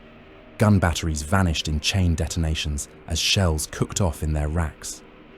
On the parapets, man and Astartes alike were pulverized against protective barricades that no longer protected. The first wall fell after a campaign that would have been called a war on any sane world. Billions died in the taking. Thralls and cultists used as labor and meat shields. Enemy legionaries ground under treads or blown into red vapor. Shattered tower. Astartes died too, crushed under collapsing towers, caught in trap charges, torn apart by frenzied defenders who knew they would not be taken alive. The victors did not pause to mourn or even to count. They advanced to the second wall, stepping over mountains of dead and through rivers of congealing blood. Carax did not merely permit cruelty, he weaponized it. Captured iron warriors and surviving serfs from the first wall were not granted the release of execution. They were dragged into workshops and surgery decks, where tech priests and flesh craftsmen went to work. Armor was cut away, limbs were removed or replaced with crude pistons. Vitals were rigged to sputtering life support rigs barely worthy of the name. They were welded to poles and frames out in no man's land, their bodies stretched into obscene cruciforms or twisted into screaming knots. Tubes fed nutrient slurry into their stomachs. Others leached waste away. Wires pierced skulls and spines, connecting their nervous systems to vox hubs. Their screams did not fade as the hours passed. The surgeries had been precise, the life support efficient enough for this purpose. They endured. They watched as shells fell around them, ripping pieces from their own ranks as well as the enemy's. They felt shrapnel tear at their hanging flesh. They inhaled smoke and gritty dust. Some began to pray, not to any specific god, but to the concept of an ending. Their voices went out on every frequency the ninefold bastion used. Every order a commander barked, every report, every request for ammunition came wrapped in the background chorus of tortured legionaries and thralls begging for death. The Voxnet, which should have been a conduit of crisp discipline, became a river of pain. Operators tried to filter the noise and failed. They could not fully block the psychic weight of so many souls in agony. Morale grids flared constantly as overseers fried disobedient thralls. Legionaries gritted their teeth inside their helms and focused on fire arcs and ammunition counts. But they were not machines. They heard their own brethren screaming on every channel. Some recognized voices. Some heard their own names in the incoherent pleas. The second wall took longer to fall. Its architects had not been fools. Their layers of traps and kill zones cost Carax dearly. But fall it did, broken by a convergence of artillery, Titan assault, and relentless grinding infantry advance. Each wall after that was a war unto itself, separated by buffer zones packed with habs and manufactoria and labyrinthine corridors. Each fell only after casualty lists reached into further billions. Inner rings saw the worst of the fighting, as the garrison forces, cornered and with no further retreats available, fought like cornered beasts. When the ninth wall finally cracked, splitting from curtain to foundation, the core of the bastion was exposed. A fortress within the fortress, its stone blackened by fire, demonic runes glowing through soot. It had never fallen before. Its walls were made from stone codified and sanctified in the name of the dark gods. Its void shields had been thought unassailable. Carax burned it. When at last the shattered tower's banners rose over the smoking crater that had once been the ninefold bastion's core keep, Warsmith Carax stood amidst the rubble and listened to the silence. The screams had faded. The Voxnet was empty, save for his own forces relaying casualty reports, ammunition stock levels, requests for more slaves to feed the guns. The bastion's garrison was dead, save for a few survivors dragged away in chains for conversion or sacrifice. Trillions of lives had been squeezed through the narrow throat of his strategy and come out as numbers on a cogitator screen. It was not enough. Beneath the shattered tower, deeper than slave pits and munitions vaults, deeper than magma-heated forges and gene seed crypts, lay the caverns. Once they had been natural spaces in the rock. Medrengard did not have many such places left. The Fourth Legion had hollowed the world out over the centuries, filling any space that could take a gun or a forge. But a few caverns remained, down where the heat from the world's core made the air shimmer and stone sweat. Carax had claimed one of those caverns and remade it into a ritual chamber. Iron chains hung from the ceiling, their links fused with flesh and rust. Runes crawled on the walls, etched by servitors who had been flayed alive and used as paintbrushes. A pit yawned at the chamber's center, its depths lit by a baleful, shifting glow. The air smelled of old blood, burned oil, and something sweeter and more poisonous, the scent of the warp bleeding through. The demon bound in that pit had worn many shapes. Carax had seen it as a storm once, a coil of lightning and smoking ash. Another time it had risen as a column of fused skulls, each jaw working. Independently, each set of eyes a different color. Today, it manifested as a figure made of broken armor and exposed bone, a parody of an Astartes whose flesh had been replaced by shifting shadow. Thick chains of rune-etched adamantium linked the entity's wrists and throat to anchor points sunk deep into the rock. Small figures like metal leeches crawled up and down the chains, adjusting wards, chanting binary litanies to keep the diamond's essence from diffusing into the air. Carax stood at the pit's lip, helm under one arm, the other resting on the pommel of his sheathed chainsword. "You have drunk well," he said. "The ninefold bastion bled enough to sate any petty warp fiend. Now you will pay your tithe." The demon laughed. It was not a sound that carried on air. It was pressure in the skull, a vibration in the augmetic eye, a taste of iron filing on the tongue. The chains shuddered with it. "You come with questions again, Warsmith," it said. Its voice overlapped itself, every word spoken in a dozen registers. Always questions, always iron-seeking pattern. "Chaos is not random," Carax said. "Not in this. The dispute is not a storm blown by whim. Someone directs the wind. I want a name." "Names are fragile," the demon whispered. "Yours could break tonight if the ledger demands it." Carax's teeth bared.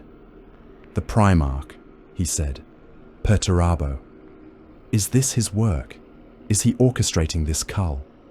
Does he sit somewhere, counting the dead and marking which of his sons remain useful?" There was a low, rumbling sound that might have been a sigh. "You asked to look behind walls that would crush your mind," the entity said. "You are a single component in a siege engine that spans sectors. You are an interesting component, yes, sharpened, efficient, but still a component." "I have broken bastions marked impure," Carax said. "I have seized moons and void roots. I have survived when others have been shelled without warning by their own allies. If I am merely a component, I am not a negligible one."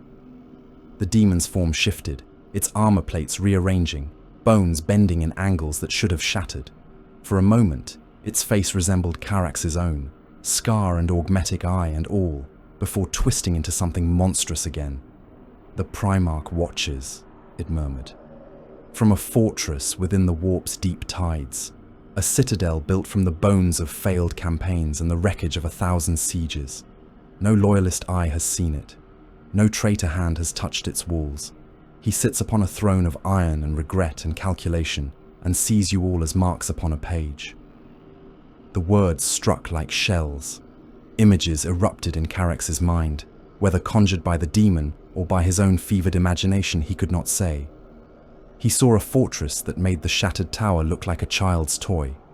Its walls rose into a sky of frozen lightning. Its battlements were lined, with cannons forged from melted Titan chassis. Chains bound dead stars to its towers, their light dim and red. At its center, an immense hall stretched into infinity, walls lined with hololithic projections of battles, each one a storm of moving icons. On a dais of cracked rockcrete and twisted rebar sat a figure in iron-colored armor, its surface etched with endless schematics. His face was a map of scars and lines, his eyes like burning coals buried deep. One hand rested on a massive hammer. The other moved endlessly across streams of data, noting, correcting, rebalancing. Hololithic images of Medrengard's fortresses floated before him. The broken crucibles fall, the chain moons burning, the ninefold bastion cracking ring by ring, the shattered tower's banner rising over each conquered ruin. Numbers scrolled beside them, casualty figures and resource expenditures. The Primarch's gaze slid over each, cold and precise, never lingering, never softening. Iron was tested, weakness recorded, strength catalogued, nothing more. Carax staggered, one knee hitting the bloody stone beside the pit. For a heartbeat, he was back on the walls of Olympia, watching fortresses he had helped build being pounded into rubble by his own guns in answer to his Primarch's rage. The memory tasted the same.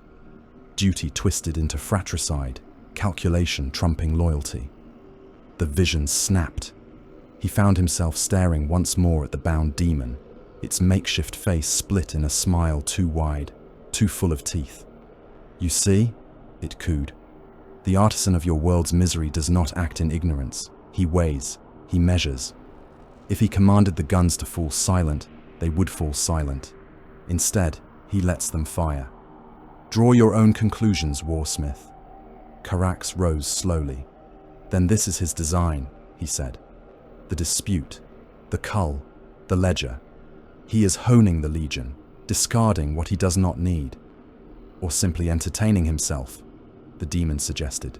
"Iron can be a toy as much as a tool. Perhaps he is building a masterpiece. Perhaps he is just breaking things to see how they fall. Even I do not know. I am bound to your guns, not his thoughts." It laughed again as Carax turned away, the chains rattling in a rhythm that sounded like a mocking applause. When the next order came, it came on every channel. Every Iron Warrior's warband still fighting on Medrengard and its outlying worlds received the same signal within the same narrow span of heartbeats. It was not couched in the usual ciphers. It did not include the usual opportunity for interpretation. It was absolute. Disengage. Redeploy. External campaigns prioritized. The dispute must not consume all assets. Some of the Legion must continue the long war against the Corpse Emperor. Fortresses that had proven themselves suitably hardened were ordered to turn their guns outward once more. Most were given coordinates. New sieges to undertake, imperial bastions to hammer, void, crossings to secure. The shattered tower was not. Their order contained one instruction only: advance upon a new target within Medrengard's sphere. Another warband declared suspect, another bastion marked impure. There was no mention of redeployment away from the civil slaughter, no suggestion that they had passed any test. They were to keep killing brothers while others returned to the joys of killing the Imperium. Carax stood in the strategium as the order scrolled before him, yellow runes stark against the gloom. Around him, His senior captains watched their own feeds. Some glanced at one another, the tilt of their helms betraying the same thought. Others kept their gaze locked on their displays, waiting for their warsmith to speak. "They are stripping the field," Karax said. "Strong warbands sent outward to fight the corpse emperor. Those that have failed or teeter on failure are still tied down, gnawing at each other like starving curs. We remain in the pit. An honor," Ralcon suggested, though his voice held no conviction now. "We are trusted to finish the work here while others distract themselves with lesser enemies." "Do not debase yourself with such comforts," Karax replied. "We are not trusted. We are being watched. Mark which warbands have been pulled away. Those favored, those who slaughtered without question or hesitation. They will expand their domains elsewhere. Those left are either tools yet to be spent or threats yet to be eliminated." As if to prove his point, reports began to filter in from the wider Medrengard Voxnet.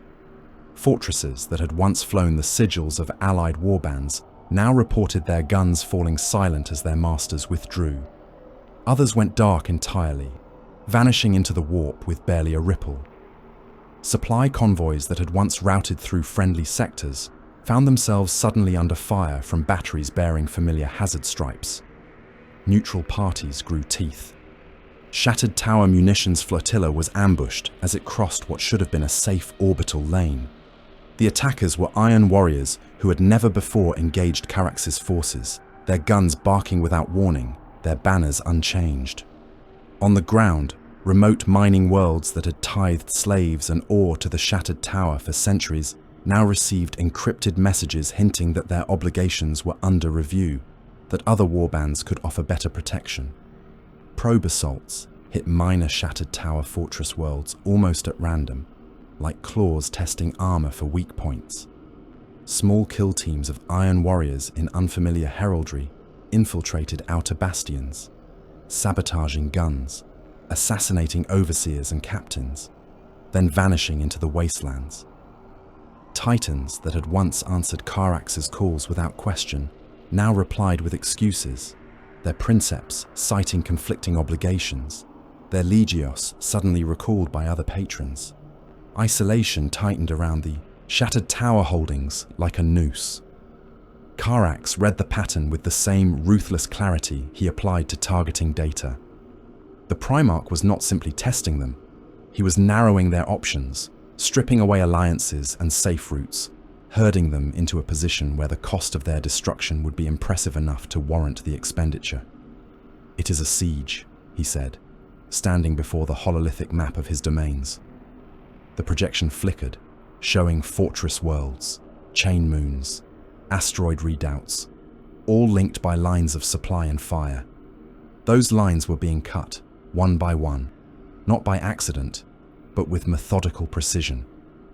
"We are the Bastion," Ralcon said.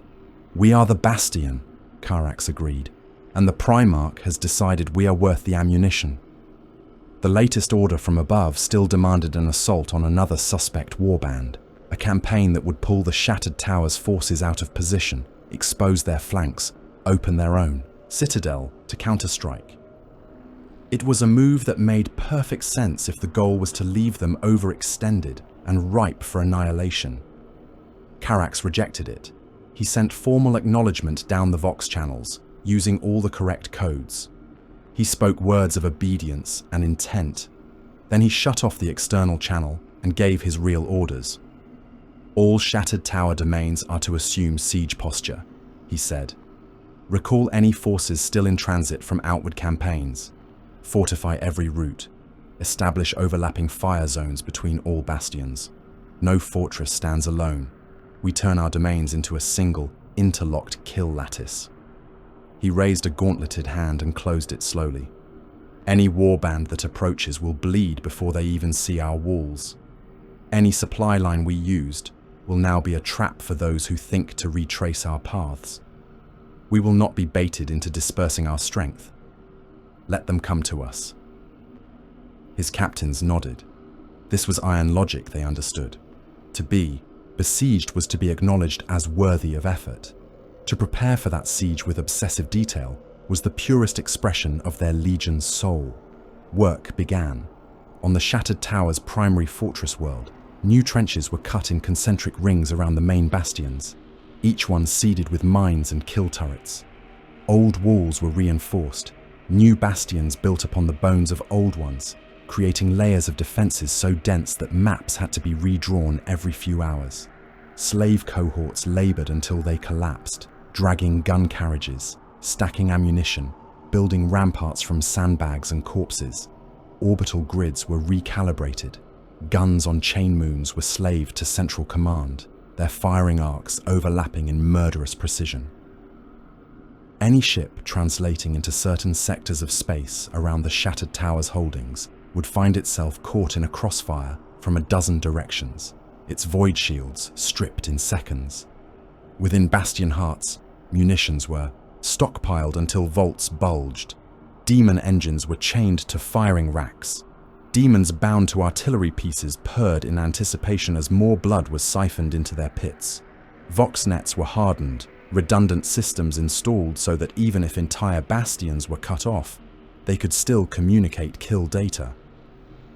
Carax walked his walls and felt, for the first time in many long campaigns, a sense of alignment between his own nature and his situation.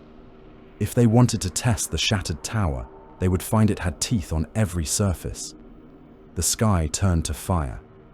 They came not as a single army, but as a storm of warbands converging from every compass point. Iron warriors' fleets translating from the warp, their hulls scarred by their own campaigns of fratricide, now turned their guns on Carax's domains. Titan legions that had once fought beside his engines now strode at the head of rival hosts, their banners repledged. Demon swarms boiled along the edges of the reality, bleed, drawn by the promise of slaughter. The first salvos were reconnaissance by fire. Probing barrages flicked at outer bastions, testing shield strengths, mapping responses. Carax's guns answered with ruthless discipline, never revealing their full patterns, always holding back just enough to keep the enemy guessing. Then, the true bombardment began. It was not a storm like the opening of the ninefold Bastion siege. It was not a mere echo of the chain moon assaults. It was something beyond, a sustained, system-level attempt to erase an entire fortress domain from existence. Macro shells fell in overlapping patterns, turning continents into magma seas. Lance beams carved trenches hundreds of kilometers long, slicing through crust into mantle. Virus bombs were hurled in such numbers that they created weather systems of death, clouds of dissolving agents drifting on the toxic winds, eating anything with a hint of organic matter. Thrall populations died in tens of billions, not as individual losses, but as a necessary alteration to the landscape. Their corpses, where they remained, became part of the terrain, mounded and compressed by further blast waves, turned into a macabre part of the shattered tower's own fortifications. Inside the bastions, Astartes braced. Walls shook, but held. Void shields flared, overloaded, collapsed, and were replaced by backup grids. Guns returned fire along pre-plotted arcs, their crews working with the calm of men who had known since their gene crafting that this would be their end, whether in service to the Corpse Emperor or the Lord of Iron. Carax stood once more upon the shattered spire's highest surviving platform, warp-chained crown looming above him, the world's skin boiling below. His lenses showed him enemy fleets in orbit, arranged in a ring of iron, their guns pounding relentlessly. He saw titans advancing across firelit plains, every step shaking the dying world. He saw demons capering in the blast waves, feeding on fear and agony. The siege of the shattered tower had begun. If the Primarch watched from his hidden fortress in the warp, ledger in hand, he would have his data. Carax intended to make every line of that ledger written in blood so thick that even a god of iron would hesitate before drawing it. They killed the world piece by piece. The first to die were the outlying bastions, the lesser fortresses that ringed the shattered tower's primary domain like broken teeth.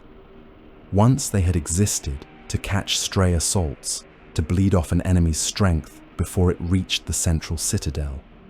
Now they were targets in their own right, practice works for warbands eager to demonstrate their zeal. Enemy fleets settled into precise orbits above those outposts. Orbital lance grids carved straight lines of fire through atmosphere and stone, cutting bastion faces away as cleanly as a siege master's diagram. Continent-spanning artillery, dragged into position on the tortured plains, walked their barrages across hive sprawls and manufactoria belts, wiping them from the map rather than waste time on street fighting. Hive cities that had once resounded with the industrial roar of 1 billion labourers went silent in moments. Lance beams turned their spires to glass, molten slag pouring down their flanks in glowing rivers that buried the habstacks and corpse pits beneath a fused shell. The screams of their populations flickered briefly across the warp before being drowned by the greater chorus of Medringard's agony. The shattered tower's outposts did not beg. They fired until their guns melted. They kept their void shields crackling until the last generator blew. Their banners burned on their own walls rather than fall into enemy hands. In the end, they were erased so thoroughly that, from orbit, it was hard to see they had ever existed at all. Only in the shattered tower's internal cogitators did their names linger, runes going dark one by one on Carax's strategium display. The siege tightened. The enemy hosts focused their fury on the primary fortress world, the bastion that had given the warband its name. Bombardment patterns shifted, concentrating in ever narrower rings around the broken tower and its surrounding fortifications. The ground quaked constantly. Dust never had time to settle before another impact sent it billowing again. Inside the outer bastions, Astartes fought in ruins that had been corridors only hours before. Breach teams from rival Iron Warriors warbands punched into the walls through melted sections of armor stone and hastily welded patches. They came in storm, hazard-striped armor blackened by soot, bolters barking, chain blades snarling. Shattered tower defenders met them in corridors ankle-deep in masonry dust and blood, turning every meter of passage into a grinding contest of will. Room by room, deck by deck, they fought. Breach points were marked not in meters or paces, but in layers of bodies. Boarding squad might advance the length of a corridor, only to find the next turn blocked by a barricade of shattered armor and tangled limbs, piled there by mutual slaughter. To pass, they had to climb, boots slipping on slick ceramite and exposed meat, weapons firing at point-blank range into faces and breastplates. More bodies fell onto the pile, adding their mass to the obstacle. Grenades detonated in enclosed spaces, overpressure bursting lungs and rupturing eyes. Flamers turned intersections into ovens, promethium sticking to armor and chewing through seals, baking the warriors inside their warplate. Bolter rounds detonated against walls, their fragments ricocheting, shredding soft matter in a frenzy of shrapnel. The shattered tower's defenders used every inch of their home. Hidden iris ports opened in ceilings to disgorge grenades and burning promethium on attackers. Murder holes in the walls spat crossfire into enemy flanks. Bulkheads were sealed, then explosively decompressed to suck entire squads into firestorms of dust and shrapnel as outer hull segments were deliberately vented. Still, the enemy came on. There were too many of them, drawn from too many warbands, driven by too many ambitions and fears. Each rival warsmith had brought his favoured killers, each eager to add the fall of the shattered tower to their legend. They hurled themselves into the meat grinder willingly, convinced that surviving it would mark them as iron worthy of the Primarch's notice. Carax adapted as only an Iron Warrior could. When the outer defences began to crack, when corridors that had been kill zones became avenues for enemy advance, he found more walls to build. "Open the slave pens," he ordered. "Empty the manufactoria barracks. Drive them into the outer halls." The shattered tower's overseers obeyed with cold efficiency. Thralls were dragged from their bunks and work lines, collars shocking them into stumbling, terrified motion. They were driven through maintenance tunnels and shaftways, away from the safety of deep pits and into the echoing chambers just behind the battered outer walls. There they were chained. Links of heavy iron connected wrist to wrist, ankle to ankle, neck to neck, binding them in dense masses. Rows of them were anchored to the floor and ceiling, flesh lattices stretched across corridors and blast chambers. Teeth chattered in terror. Some tried to pray, mouthing scraps of catechism they no longer believed in to a corpse God they had betrayed long ago. Others simply sobbed. Behind these living walls, heavy weapon teams took position.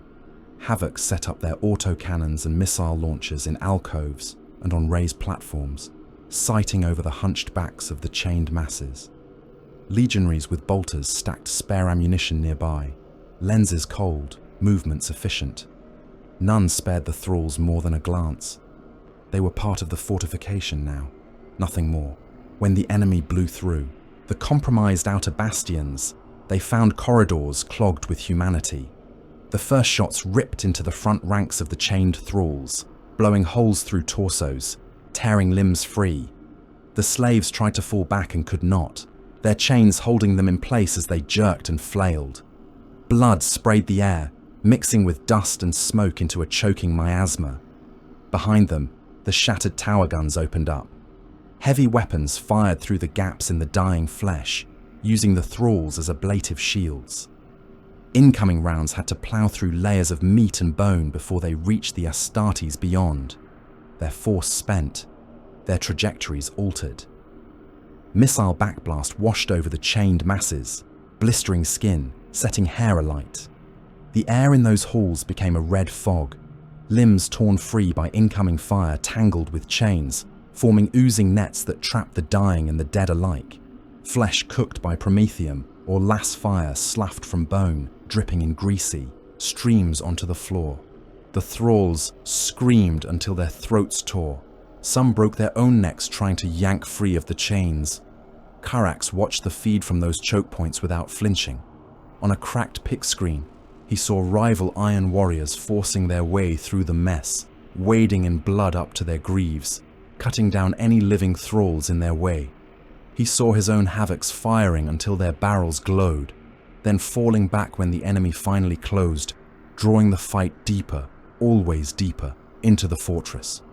It could not hold forever. For every squad of enemy boarders the shattered tower killed, another came in behind them.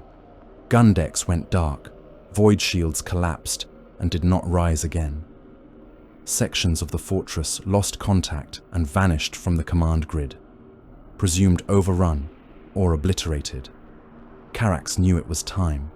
He could not stop them breaking his walls, but he could make them pay for every stone. Enemy iron warriors pushed through a manufactorum, whose roof had been traversed by shell after shell until it sagged like rotten flesh. Conveyors lay toppled, their cargo of half-assembled shells and weapon casings scattered across the floor. Great loading cranes hung crooked, some dragging sparking cables that showered the floor with arcs of energy. The shattered tower had fallen back here, using the towering machinery as cover, turning each assembly line into a trench, each smelter into a red-lit bunker. They had fought, and fought well, but sheer weight of assault had driven them back, rung by rung.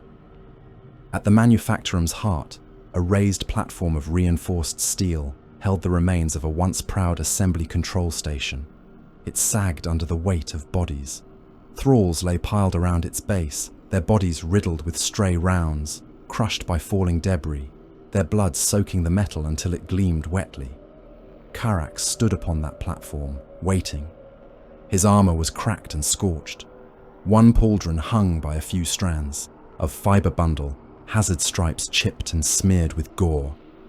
His combi bolter's barrel smoked faintly from overuse. Dust settled on his helm, plating his hazard chevrons in grey. Opposite him, clambering over the heaps of dead, came the leading warsmith of the besieging coalition. This rival was taller even than Karax. His warplate, a mass of extra armor and bonded plating. A cloak of flayed skin hung from spikes on his shoulders, the skin stitched together into a patchwork banner that dragged over the bodies beneath his boots. His helm was wrought in the shape of a leering iron skull, its lenses burning a baleful red. Behind him came his honor guard, Terminator-armored giants whose fists ended in guns and crackling power weapons, their slow, relentless advance churning the heaps of thralls into paste. The platform shuddered as they mounted it, the whole structure groaning under the strain. Support struts had been weakened by stray shots and falling masonry. The steel, flexed, dripping blood in steady streams through the gaps onto the floor below. "Karax," the rival warsmith said, his voice booming from his helm's grill. "You have made yourself a fine target." "Who else would you spend so much ammunition on?" Karax replied. "If you wanted weak iron, you could have found it closer to your own walls." The rival laughed, a harsh sound. "I do not choose the ore," he said. "I simply break it. As do you. As we all do. We are tools, Warsmith. Be proud that you were chosen to be shattered." They charged. Chainsword met Warhammer in a clash that sent sparks geysering into the dusty air. Every impact shook the platform, the weakened supports groaning in protest. Karax's Chainsword teeth shrieked as they bit into the rival's shoulder guard, flensing away armor and exposing the fiber bundles beneath. In return, the hammer crashed into Karax's chest, denting his breastplate, cracking ceramite, bruising the transhuman, flesh under the plate. They traded blows like siege blows, each one sufficient to kill a mortal 10 times over. Thralls beneath the platform screamed as chunks of metal dropped on them, driven loose by the duel overhead. Powdered bone and fragments of armor cascaded down with every impact, forming a fine dust that coated everything in a choking pall. Around the dueling warsmiths, their respective bodyguards clashed. Terminators tore at one another with power fists, the crackle of energy fields drowning out even the scream of chain blades.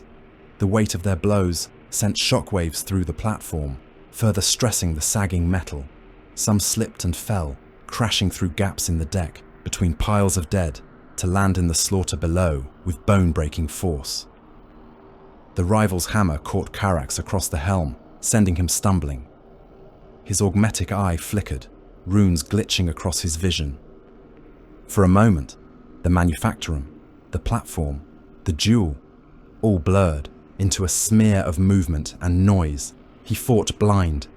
Chainsword hacking in tight arcs, he felt the vibration through his arm as it struck armor, bit, snagged.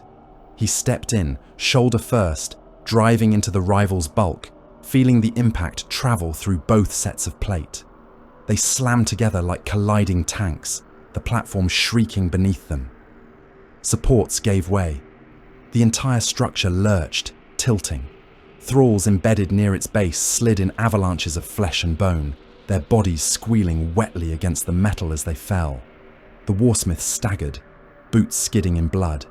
Outside, beyond the manufacturum's broken walls, the god machines were killing one another. Titans of several legios, all long since fallen into darkness, strode through the fortress sprawl, their feet crushing towers and bastions alike. The air around them boiled with the energy of their weapons. Volcano cannon beams carved new canyons in the bedrock.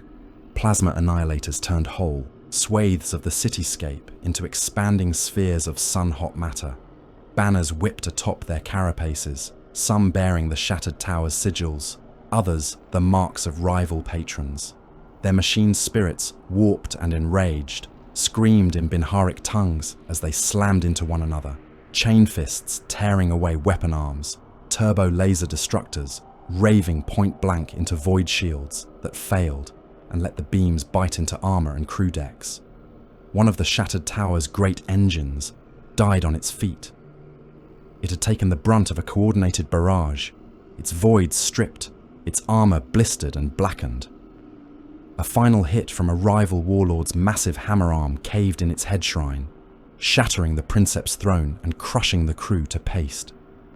The dying god machine staggered, took 2 more ponderous steps, then fell. It toppled toward the central keep, its immense form blotting out the ash-choked sky as it came down. Karax felt the impact as a world-ending tremor. The manufactorum around him shook. Walls cracked and collapsed in plumes of dust.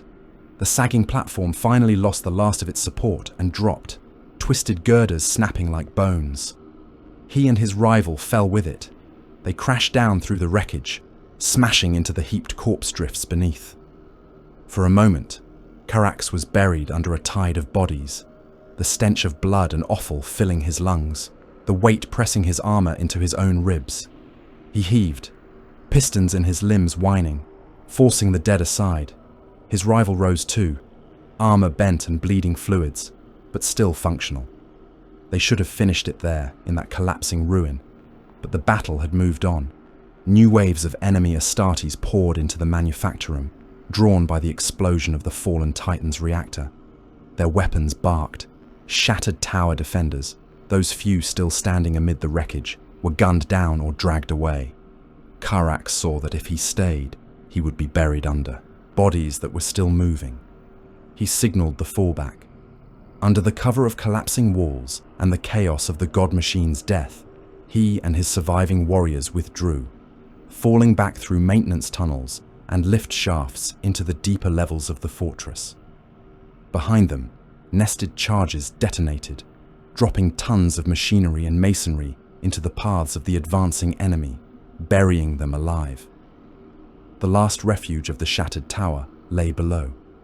Catacombs had always riddled the rock beneath the fortress. Tunnels dug for munition storage, magma channeling, and emergency retreats. Carax had extended them over the long years, hollowing out further vaults, connecting old mines and natural caverns into a network of underworks that mirrored the fortress above in brutality, if not in grandeur. Down there, the air was hot, tasting of metal and sulfur. Molten rock flowed through channeled seams, casting everything in a lurid, flickering glow. Ammunition vaults lined the tunnels, sealed behind thick doors. Bone piles filled alcoves where old slave laborers had been left to rot in forgotten pits. The survivors of the shattered tower made their stand in those depths. Carax orchestrated the defense with the same cold precision he had used to break the ninefold bastion. He plotted kill zones where tunnels intersected, placed demolition charges along key support nodes, flooded certain passages with promethium, and left them waiting for a spark. Enemy Iron Warriors came down after them, driven by the same relentless hunger that had drawn them to the surface walls. They advanced in disciplined squads, heavy weapons forward, Auspex scans sweeping ahead for traps. They found them. Tunnel ceilings dropped without warning, crashing down in avalanches of rock and metal, crushing entire companies. Charges wired into ammunition vaults were triggered as invaders passed, detonation chains racing through racks of shells and warheads. The resulting explosions ripped through multiple levels at once, blowing upward into the fortress above and downward into magma chambers below. Sections of the catacombs became instant lava tubes, molten rock surging into newly opened spaces, engulfing squads of Astartes who had no time to seal their armor. Ceramite bubbled and sagged under the heat. Flesh beneath cooked in moments, turning warriors into screaming statues that shattered when enough stress built in their limbs. Again and again, enemy pushes were annihilated in such controlled cataclysms. Each one bought time, not for victory. Carax had moved beyond that illusion, time only for denial. In the deepest crypts, apothecaries of the shattered tower gathered. Their armor was white, tinged with hazard chevrons, stained red by work. They moved among cold vaults filled with stasis caskets, each container holding a progenoid gland, a seed of the 4th Legion's gene legacy. Names were carved into the plinths beneath some of them. Others were catalogued only as numbers and batch codes. These were the warband's future, the only way to regrow what was about to be lost. Carax met with the chief apothecary in a chamber lit by the pale glow of stasis fields. The gene priest's helm lenses lingered on the rows of caskets, their light reflecting off the frost-rimed surfaces. "You know why I called you," Carax said. "Yes," the apothecary replied. His voice was flat, neutral. "You order us to deny our rivals the harvest. If we fall," Carax said, "they will come for this flesh. They will take our legacy in jars and grow it in their pits, wearing our strength as their own armor. I will not allow it." A pause. "These glands represent centuries of war," the apothecary said. "Brothers who fell on 100 battlefields. Our campaign against the Crimson Fists on that corpse world whose name no one remembers. The siege of the Xenos fortress with the crystal walls. The breaking of the Imperial. Shrine City. All of them. All encoded here." "I remember," Karak said quietly. "I remember each of their faces when they died. I remember how they stood, how they fell. I will not see them rebuilt in armor bearing another warsmith's mark." He stepped up to the nearest row of caskets and rested his gauntleted hand on the cold metal. "We are shattered tower," he said. "If we are to be broken, we will be ground into dust, not reforged into alien sigils." The apothecary nodded once. "Then we will do what must be done," he said. They went to their work. Systems that had been designed to preserve were turned to destruction. Stasis fields were pushed beyond stable limits. Power surges were routed into containment matrices until they hummed with lethal intensity. Adepts retired lines of code that had kept the vaults balanced for centuries and replaced them with crude, brutal instructions. The gene crypts detonated. White-hot plasma bloomed within sealed chambers, eating through casket and gland alike, reducing millennia of genetic heritage to screaming energy. The blast waves tore through the lower vaults, blowing doors from hinges, vaporizing any serfs or servitors caught too close. The heat vented up through the tunnels, adding another layer of chaos to the already hellish catacombs. Enemy Iron Warriors, who had forced their way into those depths, were caught mid-stride, their armor cracking under the sudden expansion of heated air, their flesh seared from their bones in an instant. In some cases, only smoking footprints remained where they had stood. Karax felt each detonation as a physical blow. Runes winked out on his internal displays, not like the loss of an outpost or a gun, but like the extinguishing of voices.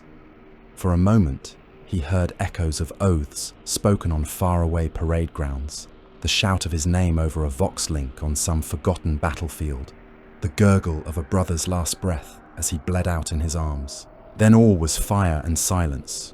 There was nowhere left to fall back to. The last strong point of the shattered tower was not a grand hall or a throne room. It was a junction chamber buried deep in the rock where multiple tunnels met, its walls braced with salvaged armor plating, its ceiling low and hung with cables. It had been a munitions route once, a crossroads for ammunition carts and servitors. Now it was a killing ground. Karax stood there with what remained of his command cadre. Their armor was a patchwork of dents and burn marks. Helmets were scarred. Some had no helm at all. Lenses shattered. Breathing filters melted away, forcing them to suck in the hot, tainted air with ragged lungs. They set up what guns they had left, sandbagging them with chunks of rock and broken machinery. Thralls, too injured to be moved, lay along the walls, clutching whatever weapons they could, eyes wide, waiting to die. They heard the enemy coming long before they saw them. The sound of boots, the clank of armor, the rumble of heavy weapons being carried forward. Voxed orders, distorted by the tunnels, bounced off the walls in echoes that made it sound as though the 4th Legion itself marched down every passage. The first wave hit and died. Bolter fire from the shattered tower positions turned the junction mouths into fountains of gore. Grenades rolled down the tunnels and exploded amid the attackers, spraying the walls with new layers of offal. Melted armor ran in rivulets into the guttering channels. The second wave brought heavier support. Autocannons and lascannons barked down the corridors, chewing into the makeshift barricades. Missile blasts blew open the ceiling in places, showering the defenders with grit and rock chips. Shattered tower warriors fell, their wounds fatal not because they were severe, but because there were no medici left to treat them, no fallback point to drag them to. The third wave carried banners. They came with the hazard, striped skull at their hearts, as all Iron Warriors did, but their standards bore another mark laid around it in a cold ring of iron. The personal sigil of Perturabo, demon primarch of the 4th. These were not opportunists. not lesser warlords seeking plunder. These were the Primarch's chosen blades. They advanced through the smoke and dust with grim certainty, their armor marked with campaign honors that spanned from the walls of Olympia to the cathedrals of Terra. They fired with methodical precision, each burst of bolter fire claiming its target, each step bringing them closer. Carax met them in the center of the junction. His combi bolter spat until its magazine ran dry, killing the first few that tried to rush him, blasting limbs from torsos, punching helms into fragments. When the weapon clicked empty, he discarded it and drew his chainsword, its teeth clogged already with the remains of too many kills. He charged. They met him with power swords and axes, their weapons humming, their strikes coordinated as if guided by a single will. He cut one down, severing an arm at the elbow, then took a blow to his side that dug a furrow through his plates and into the muscle beneath. He drove forward, shoulder-checking another into the wall, then rammed his chainsword up under the warrior's chin, tearing through throat and brain. They bore him down by weight of numbers. Blows rained on his armor, denting, cracking. Power fields chewed at him, each impact sending a jolt through his body. Something in his back snapped, a structural brace giving way, flooding his limbs with warning signals. He roared and kept fighting, every swing of his blade leaving a trail of red and torn metal. A hammer, smaller than the one his rival warsmith had wielded, struck him behind the knee. The joint collapsed. He went down on one leg, forced to one side. A boot crashed into his helm, cracking the ceramite, spinning him. When his vision cleared, he was looking up at a ring of iron warriors in the Primarch's own livery. They did not speak to him. They dragged him, limbs shackled with energy manacles, to a slab of armor that had once been part of the shattered tower's icon, a broken fragment bearing the stylized image of the sundered spire. They slammed him back against it, pinning him there. Spikes of fused metal were driven through his palms and feet, fixing him in place. His transhuman body shuddered under the impact, but he did not scream. He looked at his captors with his one living eye, the augmetic, darkened and dead. "Does he watch?" Carax asked. His voice was a ragged croak, filtered through damaged Vox units. "Does he care enough to see this one death among so many?" One of the executioners tilted his head, as if considering the question. The gesture was almost human. "The ledger records all," he said at last. "That is enough." They raised melter charges. The last thing Carax saw was the lumen glow of their activation, a bright, hungry white that cut through the red haze of the catacombs. For a brief, delusional instant, he imagined it was the light of the Olympia sun, shining off the walls he had once built there, before duty had ordered them raised. The charges fired. Heat beyond comprehension washed over him, stripping flesh from bone, bone from metal, metal from stone. It ate through his armor, through his body, through the icon behind him, fusing them into a single bubbling mass that then flashed into vapor. His atoms became part of the superheated air that roared down the tunnel, scorching every surface it touched. In that moment, the warsmith of the shattered tower vanished from reality. The killing did not stop at his death.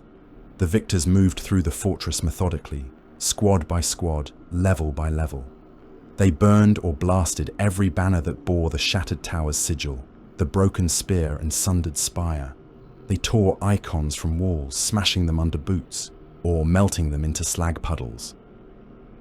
Armor stripped from dead shattered tower warriors was repainted in new colors, their identity scrubbed away under fresh hazard stripes and new campaign markings. Captured serfs and thralls were sorted with the same cold precision. Those with useful skills were collared and marched off to serve new masters, their old allegiances beaten and burned out of them. Those deemed redundant were offered up in mass sacrifices to the dark gods, their bodies arranged in patterns pleasing to warp senses, their screams feeding the entities that had watched the siege with greedy delight. Gene seed jars, where any survived the apothecary's purge, were seized and distributed among the attacking warbands, their contents quietly integrated into other lineage archives under new designations. Where the shattered tower name appeared in any cogitator record, it was overwritten. Where it was carved into stone, the stone was broken. Soon, the only place the shattered tower still existed was in the memories of those few who had fought beside them and survived. Memory was a brittle wall. Time and war would erode it. Far from Medrengard, in a fortress that did not exist on any map, beyond the reach of loyalist scanners and traitor augurs alike, a figure of iron sat before an impossible ledger. The hall around him was cathedral vast, its ceiling lost in shadow. Hololithic projections hung in the air like ghosts, each one a campaign. Worlds burned in miniature, bastions cracked and toppled, fleets clashed and died. Data scrolled constantly, a waterfall of casualty figures, resource flows, warp anomalies. Perturabo watched. His face was impassive, carved by tension and weariness into something almost mask-like. His eyes, though, burned with a cold analytical light, tracking patterns, weighing outcomes. One hand held his hammer, resting its head on the floor beside his throne.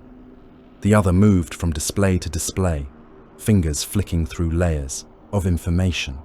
Medrengard appeared before him as a rotating sphere, scarred and pitted, its fortress zones flashing as points of light. One by one, those lights dimmed as bastions fell, their markers replaced by different sigils, or erased entirely. The shattered tower's light had once burned bright, surrounded by smaller points representing its outposts and auxiliary holdings. Now those satellites were gone. Only the central marker remained, flickering under the assault of overlapping fire arcs, then going dark in a sharp, decisive blink. A column of figures rose beside that point: casualty estimates, ammunition expenditure, time taken to reduce defenses, comparative data cross-referenced against other sieges, other warbands, other eras. Perturabo read it all, his expression unchanged. A small rune marked the shattered tower's entry on the ledger's side. It had once glowed a color indicating under assessment. Now it shifted, cooling to a different shade. A notation appeared in crisp, unadorned script. Assets, expended. Result, acceptable. The Primarch moved on. Other markers demanded his attention. Other wars, other bastions. The dispute of iron was only one thread in a tapestry of calculations. There were the walls of the Corpse Emperor to consider, the forges of Mars, the shifting alliances of rival traitor legions, the interests of dark gods who were as changeable as storms. He did not look back. On Medrengard, the shattered tower's fortress sank into ruin, its broken crown still hanging in the sky, its chains creaking in the toxic wind. In time, another warband would occupy the shell or mine it for materials. Perhaps a demon cult would nest there. Perhaps nothing would, and it would stand as a hollow monument to a name no one spoke aloud. In the ledger carved into the mind of the demon Primarch of the Fourth, it was just another line, another test completed, another piece of iron shattered to see what shape the fragments took. The world burned on. The guns stopped. Not all at once. Nothing on Medrengard ever did. For a while the artillery still rumbled, shells already in flight finishing their arcs, impact blooms marking where delayed charges finally found something solid to tear apart. Titans loosed a few last salvos, as if unwilling to accept that the storm they had been born into could truly abate. But the orders went out. The vox nets that had carried screamed coordinates, and kill injunctions now pulsed with a new command, encoded in old Legion ciphers no one dared ignore. Cease fratricide. Redeploy against the Corpse Emperor. The dispute is concluded. On battlements slick with the blood of their own kin, iron warriors lowered weapons by the smallest of increments. Artillery captains took their fingers from firing runes and stared at the cooling barrels of their guns. Fleet officers cancelled boarding protocols and began plotting translation courses toward Imperial space. Medrengard breathed, if such a world could be said to breathe. The air was still foul, a stew of ash and propellant fumes and the stink of billions of unburied dead. But there were moments, brief and alien, when the horizon showed no new shell flashes, no fresh lance strikes lancing down from orbit to plough fresh scars into the crust. The demon world was a patchwork of craters and collapsed fortress zones. Whole continents had slumped, their foundations cracked by months of unrelenting bombardment. Fortresses that still stood did so out of spite and habit, their walls cratered and blackened, their banners stained, their guns smoking as they cycled into sullen standby. Seas of corpses lay where armies had once maneuvered. Some were stacked in layered drifts along trench lines and bastion faces, compressed into a kind of organic stone by the pressure of further bodies and blast waves. Others floated in lakes of chemical sludge or lava, half dissolved, their armor bobbing like grave markers. Above it, all, orbit crowded with wreckage and restless warships, the dispute of iron was declared over. From the ruin, new patterns emerged. Warbands that had proven themselves ruthlessly efficient in the cull rose like spikes from the shattered plain. The Steel Brethren, whose cold discipline and fondness for mechanized annihilation had seen them crush multiple suspect fortresses with minimal wastage of their own strength, extended their reach to occupy forges once held by less favored kin. Other splinter factions with names now whispered with a certain grudging respect claimed void routes and demon foundries, quietly shepherded into position by subtle shifts in warp current and fortunate gaps in enemy patrols. Their fleets found translation points unusually calm. Their supply convoys were harassed less often than probability suggested they should be. When they called for demon engines or dark mechanicus expertise, their requests moved to the top of impossible queues. No one said the Primarch's hand was on their shoulders, guiding and rewarding. Iron warriors did not speak such things aloud, but they saw whose domains now glowed brighter on the hidden maps, and whose flickered and faded. In Legion records, where such things were noted, new entries appeared. Steel Brethren, Bitter Iron, Chainborn, names that had existed before, perhaps, as mere company titles or minor cohort designations, now became the markers of distinct warbands, each with its own domains, its own ledger of sieges and atrocities. From the shattered tower, there was nothing. Data scribes within surviving Iron Warriors' fortresses scrolled through their archives and found gaps. Places where an outpost designation once linked to a full record now led only to a few redacted lines.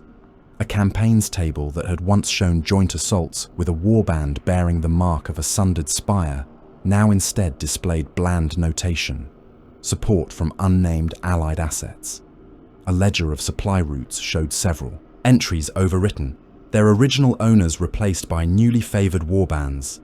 On some cogitator screens, if one knew where to look and had the right clearance sigils, one could find lingering fragments, a reference to a fortress world whose coordinates now pointed to a slagged ruin. A notation that an entire chain of moons had changed hands. A casualty list that mentioned a warsmith whose name had been scored through by a single final line. Mostly, there was empty space. In the oral tradition of a legion that preferred hard numbers to stories, that absence said more than any paean. To be forgotten was worse than to be hated. Hatred at least implied existence. The shattered tower had been hammered so thoroughly that even their outline had been erased. Not everyone accepted erasure. Far from the broken spire and its fused bones, aboard a gunship wearing the colours of a different warband, a man knelt in a cramped barracks and cleaned dried blood from his work harness. He had no name, not in any way that mattered. Once he had been a number in the shattered tower's registries, one thrall among uncounted millions dragged from a conquered world and set to work under hazard-striped banners. Now he was a number in the records of another warband, his previous designation struck out and replaced. Still, memory clung the way the blood did, refusing to come away entirely. He remembered walking on carpets of corpses. He remembered corridors where the dead lay so thick that each step produced a wet, sucking sound, boots pulling free with strands of tissue clinging like reluctant hands. He remembered the walls of the ninefold bastion falling ring by ring, each collapse marked by a shockwave that sent dust and teeth rattling through the air. He remembered watching gods fight. He had seen a titan stride past his trench, its armor peeled and blackened, half its weapon limbs missing. The ground had shaken with each step. Its head shrine had hung at a broken angle, optic arrays shattered. But the god machine had kept walking, its remaining guns seeking targets even as its reactor leaked green light from cracked shielding.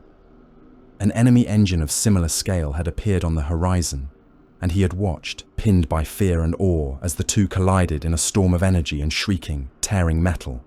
He had thought then that he served the most merciless masters possible. The shattered tower had worked him until his hands bled through rag-wrapped gloves. They had fed him corpse starch that tasted of old fat and old fear. They had driven him into blast chambers as living shield and pulled him out again when they needed his back for labor. They had killed his comrades for minor delays, turning them into grease slicks on the floor. Now he served the Steel Brethren. They did not waste workers, at least not without reason. Their cruelty was calmer, more methodical. A man who failed was not executed in a passion of disgust. He was disassembled with clinical efficiency, his viable parts turned into servitor components, his waste recycled. They did not lash without purpose. They applied pain only when it increased output. He had expected that to be better. It was not. The shattered tower had at least seemed to feel something when they killed. If they enjoyed it, if they took satisfaction in the torment they inflicted, there was a kind of recognition there, acknowledgement that he existed long enough to be hated. The Steel Brethren hardly seemed to register that he was alive at all. When they spoke of the dispute, when they mentioned Medrengard at all, it was in the dry tones of men discussing fortification designs they had not much cared for. A waste of material, he once heard a warsmith murmur, standing over a hololithic projection that showed the ruined surface of the demon world. But the surviving bastions are instructive. The shattered tower? Another had asked. An outlier, the first had replied. Too proud, too prone to improvisation. The Primarch prefers predictable assets. The thrall had felt something twist in his chest at hearing the name spoken so casually, as if referring to a faulty tool that had rightly been discarded. He said nothing. Thralls did not speak unless ordered to. He bowed his head and returned to cleaning the oil from the warsmith's boots, knowing that if he faltered, he would be beaten or recycled without a second thought.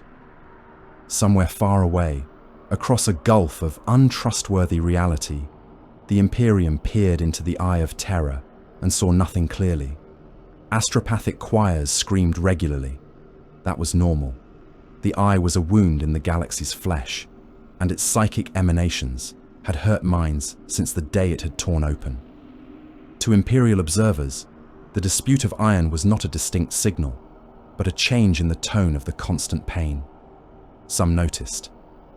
In a dim archivum on a segmentum capital, a junior adept scrolled through a stack of reports, each crackling with astropathic glossolalia and decoded into high Gothic by tired cogitators. One packet mentioned unusual levels of coordinated munitions discharge within the eye, patterns suggestive of sustained siege operations. He frowned, made a brief notation in the margin, and forwarded the report to a supervisor's tray, marking it as a probable instance of internecine chaos warfare. No immediate threat to Imperial holdings. Monitor only. His superior, overwhelmed by petitions for reinforcements from a dozen worlds actually on fire, noted the comment with a vague nod and refiled the report under routine. There were always brutal conflicts among the traitors. Let them kill one another. Better that than focusing their full attention outward. In some forbidden libraria, an inquisitor with an obsession for legionary movements might have scoured such reports and tried to parse a pattern. But the galaxy was large, and the Administratum's appetite for paper and blood was infinite. The dispute of iron passed through the Imperium's awareness as a ripple on an already storm-tossed sea, its true scale unrecorded. Within the 4th Legion, the lesson took root. Iron warriors had always told brutal stories around their forges and in their barracks. Tales of Olympia's fall, of the walls of the imperial palace, of failed sieges and glorious bombardments. After the dispute, a new kind of story was added. Not a saga to be recited in full, but a warning woven into the pauses between other words. No one recited the details of the shattered tower's last stand over a fire. No one carved their name into honor rolls. But sometimes, when a warsmith's orders skirted too close to fratricide, when guns swung toward a neighboring bastion a little too eagerly, someone might mention, in a low voice, that iron too proud to bend could be broken from above. The name of Perturabo was spoken as it always had been, with a mixture of dread and grim pride. Yet, there was a new edge to that reverence now. A sharpened understanding that their Primarch would shatter his sons as readily as he had shattered the walls of his birthworld if it served the equation. The Dark Gods cared even less. On their own impossible planes, they drank the screams that had echoed from Medrengard in the Cull's long nights and smiled. To them, the distinction between an Imperial Guardsman dying under a bombardment and an Iron Warrior dying under his brother's shells was academic. Pain was pain, hate was hate. The dispute was merely another colour in an already rich spectrum of suffering. Blood shed in the name of proving worth tasted as sweet as blood shed in spite or desperation. The gods were equal opportunity gluttons. What the dispute did change, what it refined, were the methods of the survivors. When Iron Warriors next turned their guns on the Imperium in earnest, they brought with them tactics honed in the fires of brother war. On a fortress world, whose name mattered only to its own inhabitants, the Steel Brethren laid siege. Their bombardment patterns showed a familiar cruelty. Instead of focusing purely on guns and bastions, their shells fell on refugee routes, herding panicked civilians into kill zones where further fire could maximize the psychological impact. Vox channels were clogged by the screams of the dying, just as Carax had once ordered at the Ninefold Bastion. Captured defenders, both Imperial and traitor, were welded to frames in no man's land, kept alive by crude life support rigs, their voices broadcast across enemy Vox nets. Their home commanders heard their pleas for death between their own orders, the distraction fraying already taxed morale. Imperial garrisons, who had thought themselves familiar with the horrors of siege warfare, found themselves confronting a new depth of calculated torment. Trenches filled faster with the dead. Breaches in the walls were not exploited with a rush and a cheer, but with grinding, methodical steps over layers of corpses used as cover and foundation. The dispute's poison had been repurposed, turned outward, another gift from Perturabo to the corpse emperor's crumbling domains. On Medrengard, under a sky that rarely saw new fire now that the warbands had redirected their rage, the ruins of the shattered tower brooded in silence. The broken spire still hung in the air, its upper half suspended by warp chains that creaked in the ash-laden wind.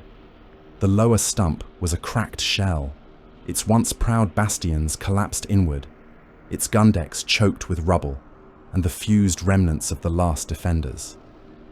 In some places, where pressure and heat had been greatest, bones had compressed into a kind of pale stone, layered in the walls like strata in a geological cross-section. Catacombs that had once hummed with munitions handling and shouted orders were flooded with slag. Molten rock had cooled in waves, drowning ammunition vaults and gene crypts, alike under solidified lava. Twisted shapes could be seen half encased in that rock. The outlines of servitors, half-melted shells, the hint of an armoured shoulder here or a skull there. Demons nested there now. They were small, by the standards of such things, ragged creatures of shadow and tooth that slipped between cracks in the stone. They lapped at the residue of hatred and pride that clung to the place like greasy smoke. Ghosts of Carax's oaths lingered as a faint tang on the air, feeding their hungers. Sometimes, when the warp currents rolled just so, echoes of old orders whispered along dead Vox lines. A fragment of the warsmith's voice cursing a misaligned gun. The barked cadence of a muster call. the scream of a thrall crushed under a titan's foot. The demons mimicked these sounds in the dark, a parody choir rehearsing a long, concluded siege. No banners hung, no icons were visible. Scavengers had long since stripped anything of obvious value.